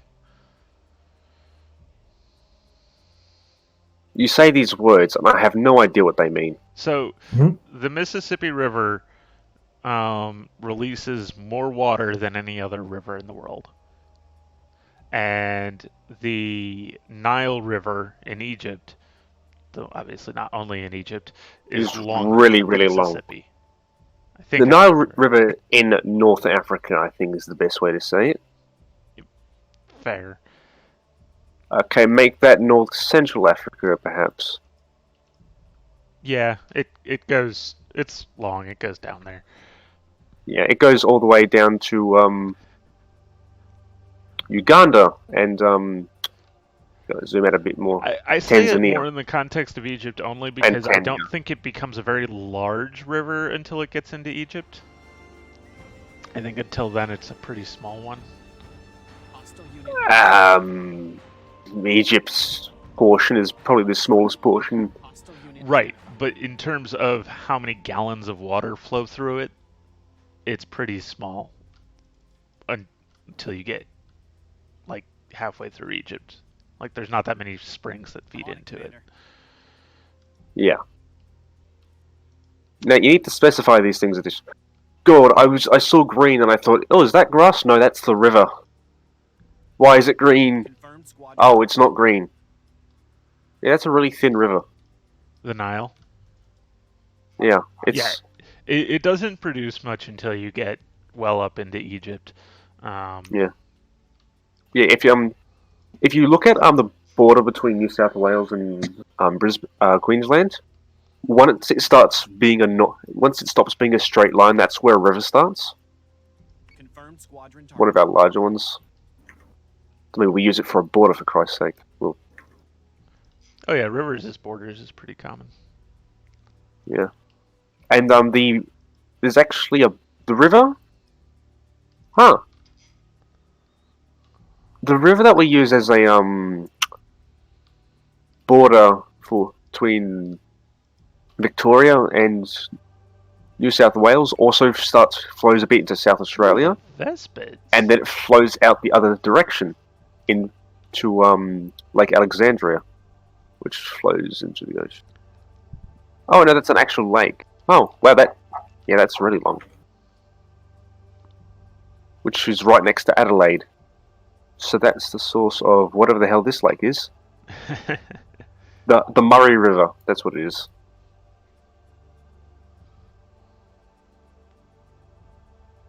Yeah, once you go on the other side of the Blue Mountains, there's a whole bunch of like small rivers and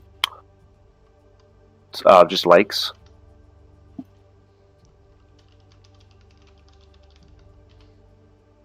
Canberra even has a river going right through it.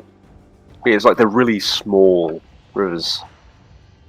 Oh, I'm sorry. We've completely sidetracked you from actually playing the game, have we? No, actually, there's a lot of rivers that are bigger than the Mississippi by discharge. The Amazon, Congo, Orinoco, Padma, Ganges, Madeira, Yangtze, Guanay/Negro, Rio de la Plata, Brahmaputra, Yanase, I don't know. Caqueta God. slash Wait, no, that's Japura. just There's a lot of rivers that are bigger than the Mississippi, but Mississippi's biggest in the U.S. It's only 15th overall. It says the St. Lawrence is bigger. I wonder where the Murray River comes down Hmm. that, because I think that's the biggest river in Australia. And that one literally goes an entire state. What is? And then, Oh, the then a Mississippi bit is more. just the second longest. Okay. Man. You thought you knew a lot about the Mississippi River.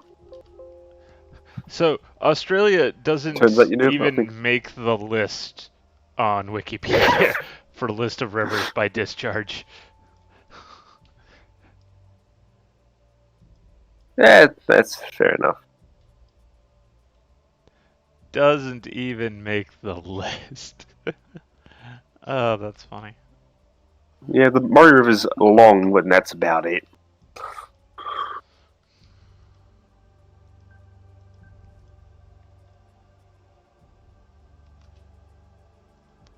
Alright, so if we do list of rivers by length.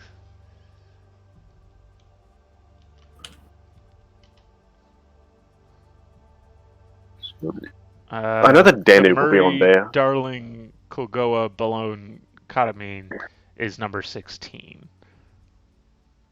We're in the top 20. I'm happy. Oh, this is weird. So, when I go to the Mississippi Wikipedia page, it said it was the second longest river. On the list of rivers by length, the Mississippi is number 4. With both the Amazon and the Yangtze above it. It seems like there's a bit of number fudging by the official. Well, so one of the interesting things about how you calculate length is when do you start counting the river? Yeah. Like when is it no longer its feed streams and now the river? So I imagine that's where the discrepancy comes in. Squadron is taking Well, let's look at its. Let's look for its feed streams. Okay. Yeah. Oh my lord. No Vespin Okay. for That you. was so fast. What? Okay, so if you look at the Mississippi, there's probably a pretty solid place where you could say where it turns into the Mississippi. There's a town called Wycliffe that's right near where two giant channels merge together. Because then one of these starts all the way in Canada. It appears. While the other one splits off further and starts in I believe the Great Lakes region. Maybe. Oh, it splits off again. Yeah, yeah, holy shit. What state is that? That's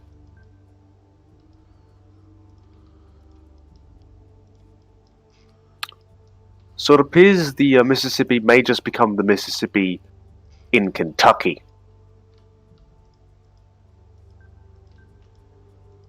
Of all the states, Kentucky.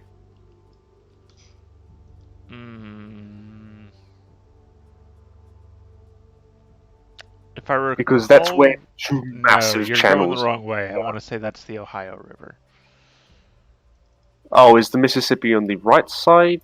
Or The the east side of... Mississippi comes from up in like Nebraska and down. The Ohio comes from the east, like over by the Appalachians, and joins the Mississippi, and then right after that, the Missouri River comes in from the west and joins the Mississippi River.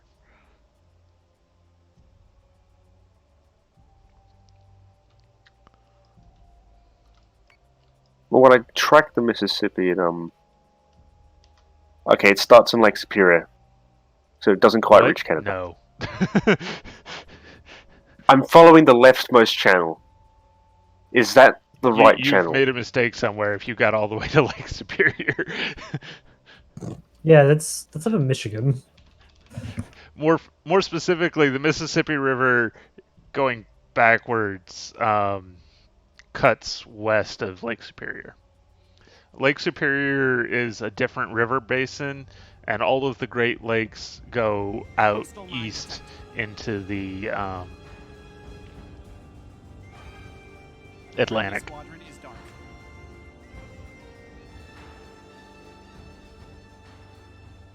Why do I need to learn so much about rivers?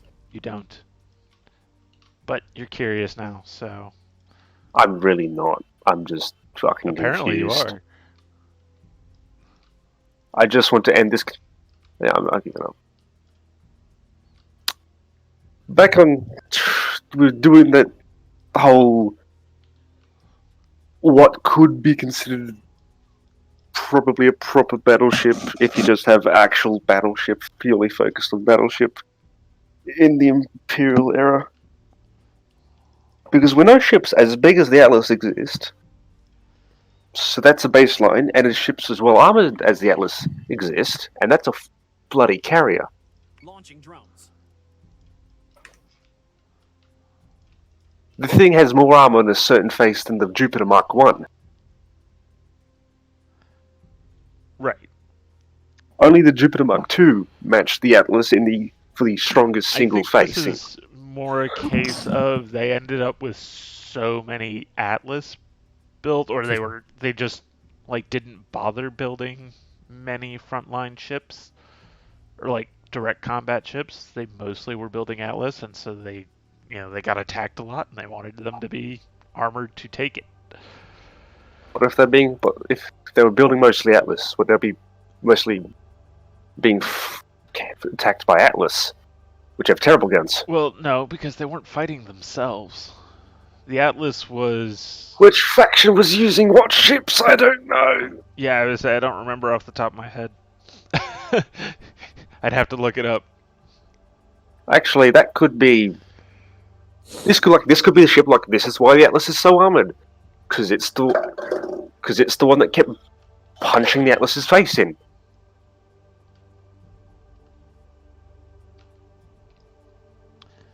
Yeah, I want to say each of... Well, no, we've gotten, what, Janus, Heracles, and Atlas? And that's about it, unfortunately. Yeah, I think that's it. But there were only two Imperial Wars, or two Imperial War factions, if I recall. Was it like... There was Virgon and Leonis. Okay. Now, was the Atlas used by Virgon or Leonis? Same with the Heracles. Because I know that the Janus was a Virgon design. They Oh, no, might both be Yeah, Leonin. the Janus is made by Geminon. Oh, is it? Yeah. But I guess it was like a case of sold to both sides. Well, What the or it hell? could be, kind of like the World Wars are, where... Okay, the Atlas is made by Virgon, and the Heracles is Leonid, Yes, sir. and the Janus is Geminese, and it's definitely used by Virgon, but it might also be used by Actually, it could. So say we all.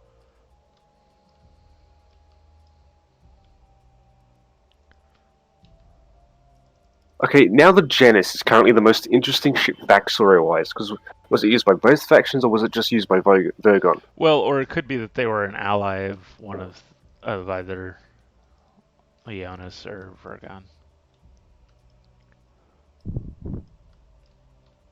Well, for me, it's more just it said it was popularized. Yeah. Well, it was made popular during the later stages of this war. And it...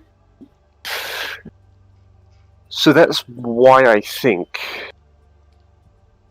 it's probably may have just been sold by both, to both sides. Would it be the first time Yeah. when a nation's played both sides of a conflict? Could be just been a case of neither of you will fuck with us for selling to both sides of you because you need us. Because if one of you attacks us, the other one helps defend, and that really screws over the other one. Which it could have just been that case. This has been the most over the place conversation.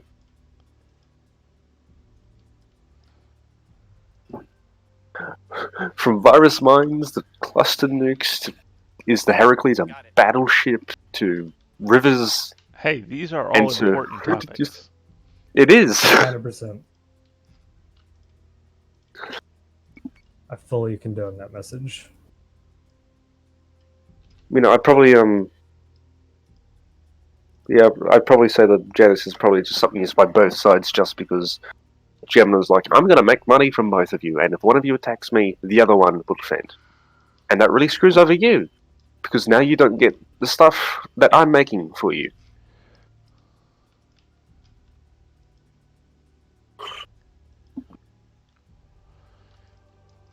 Yeah, that would have been fighting of a Sagittarian, was it?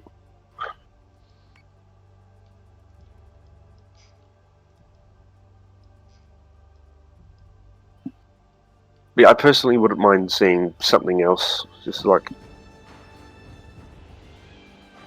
I like battleships. Just the way I like ship design is you have a primary focus, and then you've got... It can do a bit of some other things. And you build on that specialization. But this ship is physically capable of only doing this one thing. That's how I like ship design. That, and then also, I can no longer have a decent Imperial Wars fleet in 8K. It is very sad. Yeah. I mean, I still kind of disagree, but it is very sad.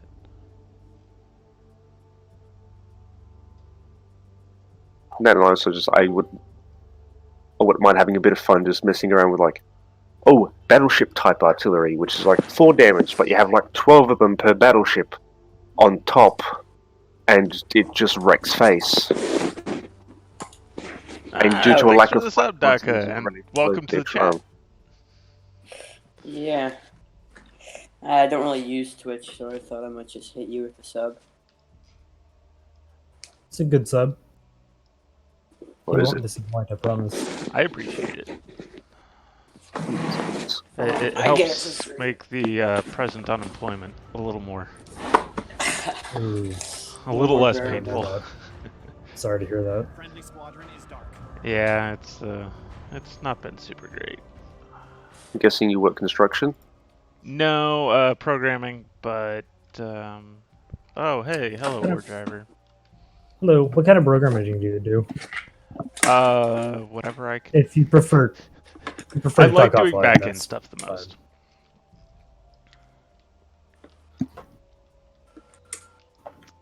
I like. What are these words, and are they actually I'll- English? They're English. Europe. I'll let you about it.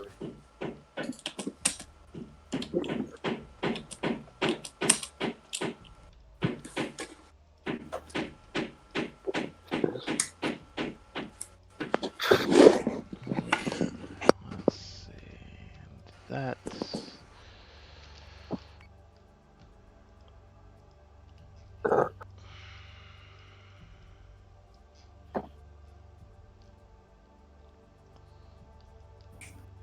Probably shouldn't have done that commit to the fighter battle, but hopefully well. knocking out the Gorgon will be enough. I'm a Bit little bit more worried of a about sim. what you can do with the Medusa still, but we'll see. Bit of a semi-topical thought, but I could probably see, since the Heracles is a Leonis design and the Atlas is a Virgon design, I could probably see their fleets having two very particularly different styles of... Leonis is a bit more about speed, while also having some good solid durability in there, while Virgon would be just about, I won't catch you, but you won't kill me ever, sort of mentality. Missiles incoming. Considering the Atlas is called the Brick for a good goddamn reason. Hmm.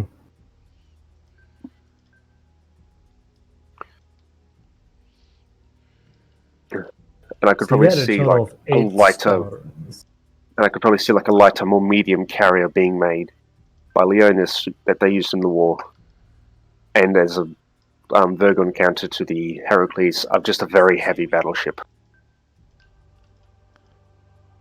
Yes, Commander. And then, in a way, the Genis fits into both of these fleets because it's fat, but it's not too slow. It's very tanky. I feel like they should add the Valkyrie. But Oh no. He's going to get flayed alive by Hawkins. Hawkins is here. Hawkins doesn't join this very often. I don't think I've I ever s- been in. I see voice him in chat the with- voice chat a lot. I'm not the voice chat, the stream chat a lot. Yeah, he comes into the stream chat decently often. Yeah, He's a lurker. and that's where he will flame. He is no lurker. Yeah, because he's pretty chatty when he is here. That's true. He just doesn't talk verbally. He'll just make you feel like he's talking verbally. I think I've heard him on stream all of like twice.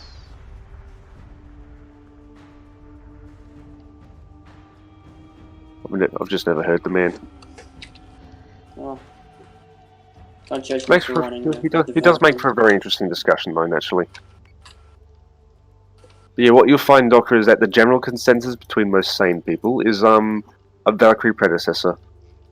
Yeah, I think something, because I really like the design of it, and I really liked it in the movie. Well, not the movie, but the Bulldog episode. Yeah, With, like I no really- one dislikes the Valkyrie here. We just don't like what Blood and Chrome did to it in canon. Oh, yeah. Blood and Chrome just wasn't a bad movie, it just destroyed canon. I would say. That's just my Yeah. opinion. It wasn't terrible, Yeah. it was just like butchering I- canon. I feel like they tried, but I think it was a little too late. They tried and they failed. An Indeed. attempt was made. An attempt was Valiant made. effort. Limited. The Valiant may be limited, Yeah, Indeed. mainly by budget. true. They could have spent the budget using like Galactica for anything Well, else. oh, you don't do you not remember what they saw that they did to Galactica? Yeah, they had like I think it was 30 guns or 30 like heavy guns. Something It was ridiculous. it was more like Ridiculous. 60. It was close to 40 to 60. Jesus, that many? God. Every square inch was covered top and bottom with Battlestar artillery, and where they couldn't fit Battlestar artillery, there was just banks upon banks of PDCs. Which honestly would have made the ship far less tanky, because a point defense gun isn't a replacement for a 7-meter thick armor plate. Yeah. Even if you like stop some rounds, you're not gonna hit them all.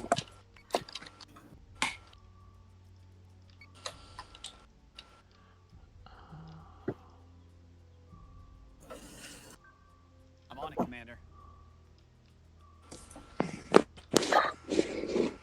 Alright, well, I'm gonna islands, so if you need me, just let me know. Yes, sir. Bye.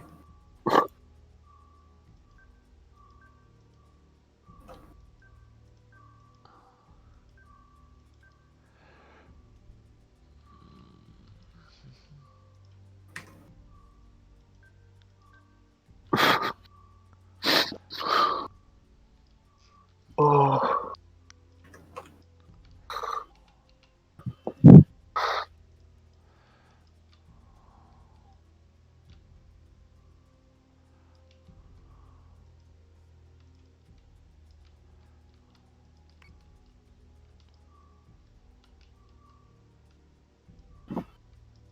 Izetta, could you allow me to discuss how you could do a battleship before you say, but why do a battleship?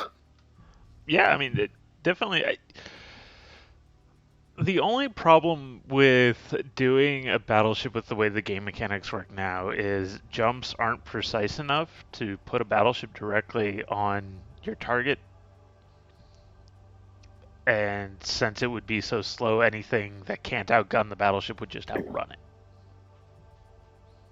Yes. Makes it a great Which is area why we denial had vessel. things like denial battle vessel. cruisers. But, but yeah, no. Well, battle cruisers were tried, and then they just kind of failed once battleships started catching up. Yeah, I mean that it got to be a case of battleships just started having enough engine power, and more specifically, the whole concept died out and was replaced by carriers. Half and half, not quite. Yeah, that's a bit of a misconception. The main thing is, you just didn't need battleships anymore because there was only really two nations that could afford such things, and the Soviet Union was very, very, No, I mean, very focused on its army. Great Britain and France, well, maybe not France, but, Great Britain at the very least could afford battleships still. It was just a Great matter Britain of they didn't wrapped its- provide you as much bang for your buck as you got out of other options. But they still definitely had purposes. Just then they didn't because everything kind of fell off. But there's still a reason that the Iowa class was reactivated like 2 or 3 different times. Twice, only actually used one of those 2 times. Yeah, it was used for you did some short bombardment in Vietnam, if I recall correctly, and the Korean War, Yeah, something like that. which was most useless for battleship once they kind of ran out of surface contacts to shoot at.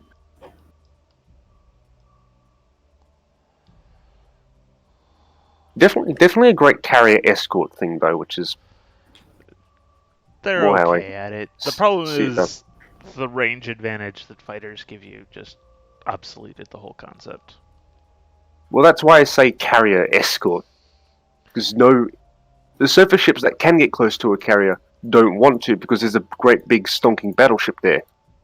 Well, more specifically, you can't get close to a carrier.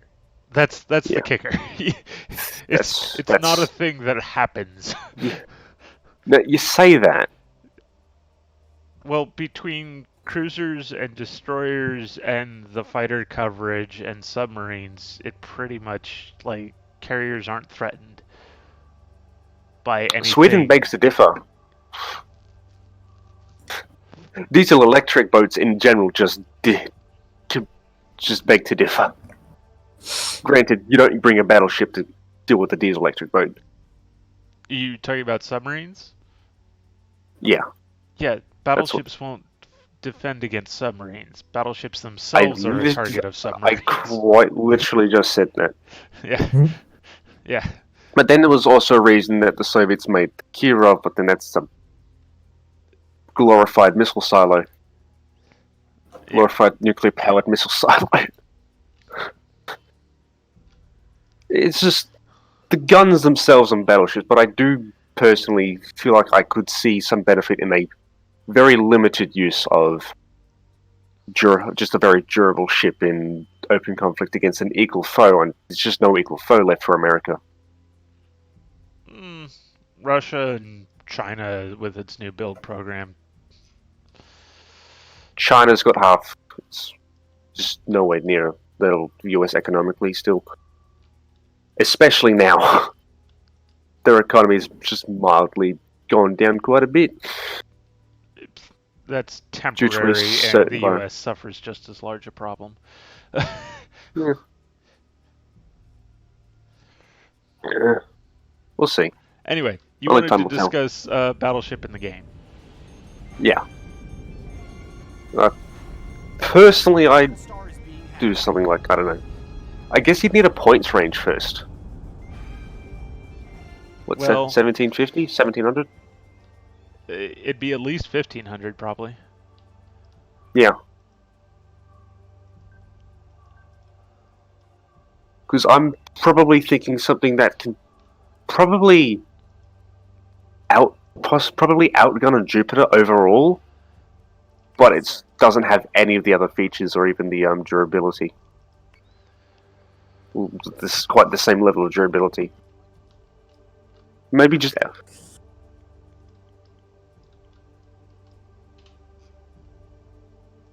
and then you got to think of what would be fairly priced for that. Of something that can kill a Jupiter gun-wise, and that's what it brings to the Jupiter Mark. Well, technically the Minerva can kill a Jupiter gun-wise, but that's a very close battle, and it brings other things to the table. So I'd say 1700 would be about fair for something that only really brings that level of gun firepower and like no real utility for something that can kill a Jupiter Mark II.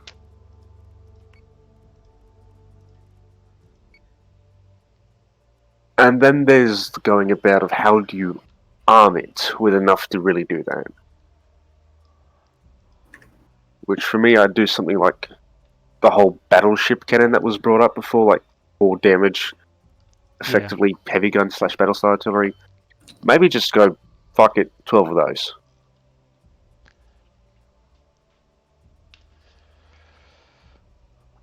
I'm just going to get a calculator. So I'm too lazy to do this in my head. And so that's 12 times 4 is 48.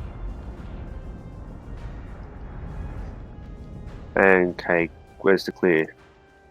And Are you gonna times- ram my Kratos? Only if it doesn't get out of the way. okay, yeah, 12. That's fair. Move, 12 bitch! full Get damage out the guns. way! Get out the way, bitch! Get out Get the out the way! way, bitch! Get the way! 12 full damage guns is the same damage as 8 battlestar artillery. But then they'd have a bit more accuracy and a bit of more of a rate of fire. So like that's the same alpha damage. And then probably medium guns on the broadside. 6 to 8.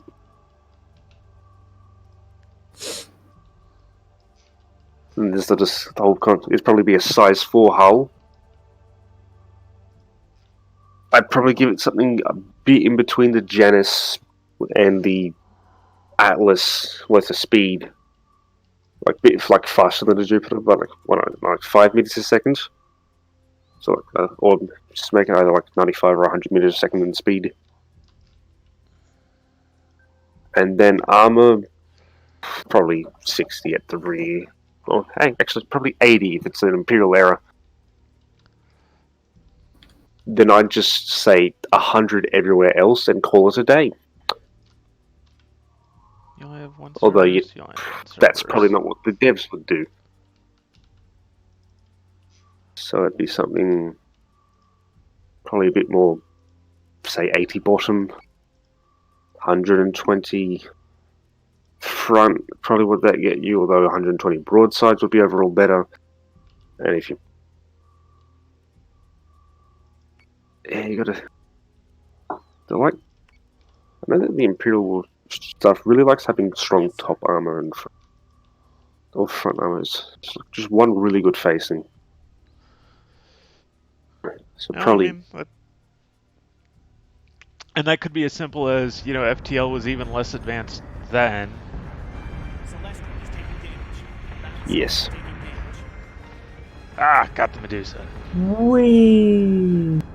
Or like, so 120 on the bow, 100 on the, and like 100 everywhere else, and 80 at the rear. Maybe 80 at the bottom as well.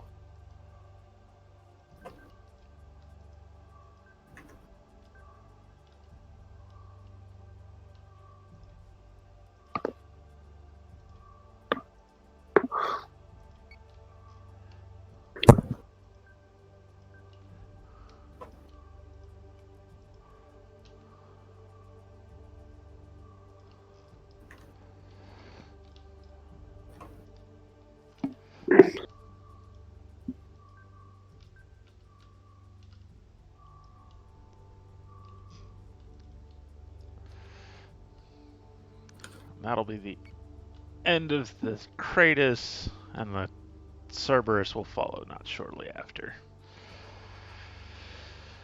Or will follow shortly after into the grave. Die, toasters.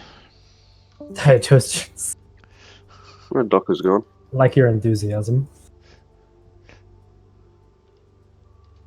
A programmer having such hate for chrome gnomes. Celestra is taking damage. Disgusting. Lost a battle stock, sir.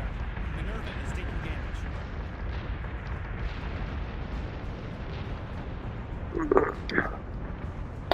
Oh god.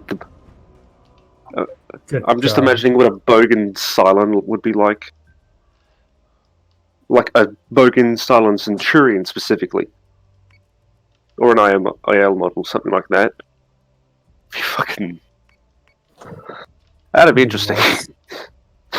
And I feel like the dev team would be equipped to make it a reality too, because they're also Australian.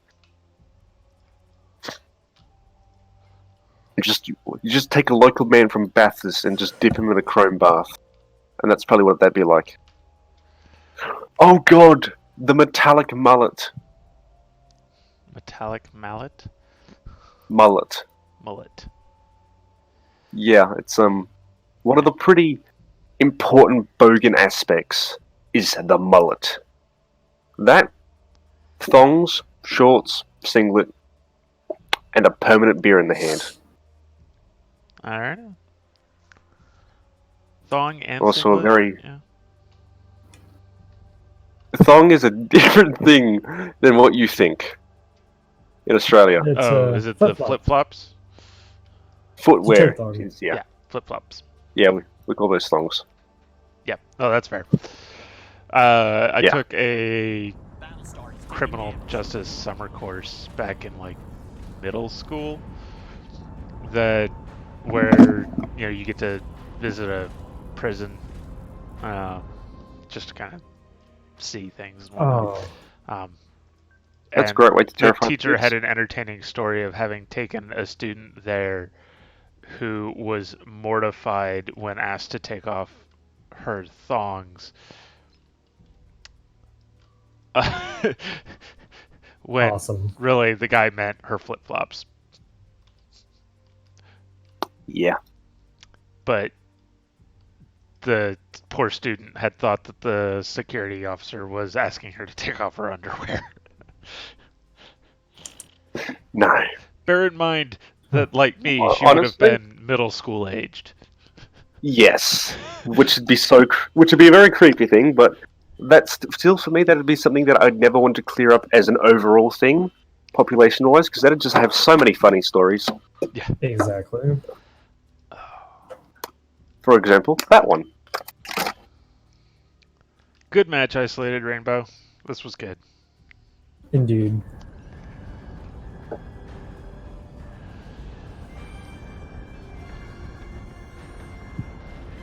There goes your Minerva. Yeah. But I don't think you're going to be able to knock out 2 Artemis before they can knock out 1 Cerberus.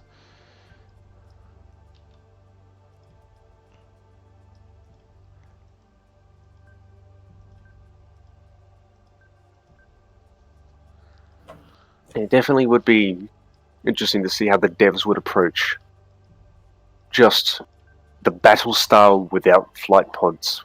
Got it. Yes, Commander. A Battlestar that doesn't have pads. Oh, you just mean like a battleship? Yes. Yeah. Because I know they would do it well, theoretically. Yeah, the only reason I wouldn't want one in the game is just because it would end up serving no purpose. Yeah. But Like, it wouldn't add to the game, if I were to put it another way. Artemis is It taking wouldn't be damage. giving us anything we don't already have in some way. wasn't that a bit of the Jupiter Mark II? But that had like a story thing. It was, because it's yeah, a but very like, different. yeah, distinct- the Jupiter 2 was That one of needed to those, be there like, 'cause of it was story right reasons. up there with the Valkyrie. Like, Yeah. the only thing more requested than the Valkyrie was the Jupiter Mark. The act. It was- the show Jupiter. It was basically the RDM Galactica. Yeah. Not the Deadlock Galactica. Not the TOS Galactica. The RDM Galactica. Well, Which and we not have the now. Blood and Chrome Galactica, though I think That arguably was- That's why I there say was RDM. more requests for that, Galactica. but that was never going to happen. There was just so much wrong with that. Anyway, I think that is going to have to be The end of the stream, I'm guessing. the end of the stream. We are nearing on 1 o'clock my time. Sorry, everyone, that I was a little late getting started this morning. The wife and I just both slept in till like 10 to 10. So, You call that sleeping in, I call that waking up early. yeah, well, see, some of us try to be functional adults. Ha. Yeah, you see, I'm not an adult yet, so I don't have Right. to worry about that. I'm not saying you have to be that way. Though, on the other hand, Yes, I you would are. point out it did cost you the tournament. Or is part of what cost you the tournament. It is what cost me the tournament. Yeah. Objectively, I would not have made those mistakes. Anyway, back on point. So, yes, I should be back next Saturday. I will. We'll see. I will try and get in, an extra stream or two. I know there's lots of people quarantined or social distancing as part of our wonderful COVID-19 coronavirus wonders. So I will try and get in some extra streams for people. And that will I look most likely forward to be seeing you showing guys up next to them time. because Oh, of the reasons stated. I will be streaming at 6 p.m. GMT on Wednesday for Slytherin Group. So if you guys want to see some Battlestar Galactica Deadlock campaign, I will be running that for Slytherin Group. Again, 6 p.m. GMT on Wednesday. Anyway, I'll leave you guys with the rest of the replay here, and this is Sergeant Z-Dog signing off.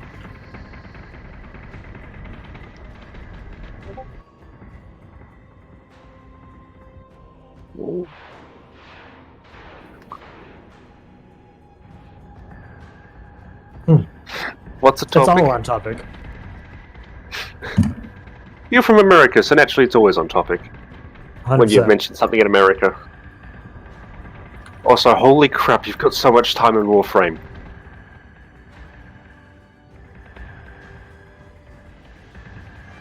I have it. I tend to be a bit on and off with games, and I haven't gotten back onto that game.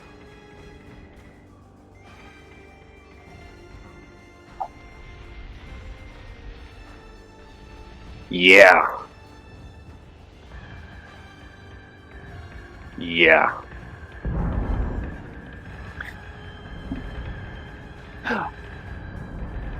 I find it funny how I have more time in Stellaris than you, but I legitimately do not enjoy the game. I've bought every DLC up except for Federations right now, and I'm trying to enjoy the game, and I don't. Just don't. Yeah.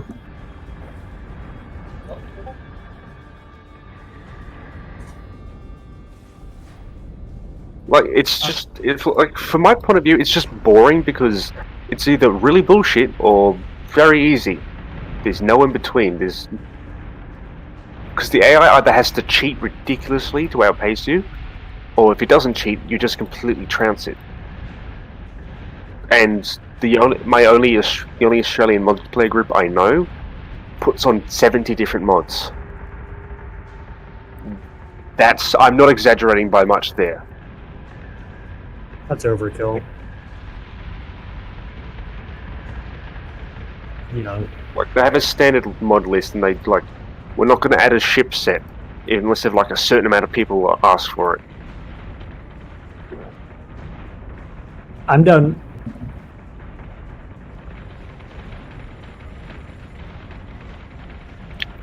I'm even Never. okay with weapon mods, provided it doesn't completely replace normal weapons.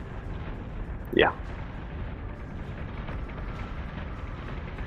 Yeah, and then I've got to specifically find all these mods and select them. And with the new Paradox launcher, that's so much harder. The new Paradox launcher is frankly just crap.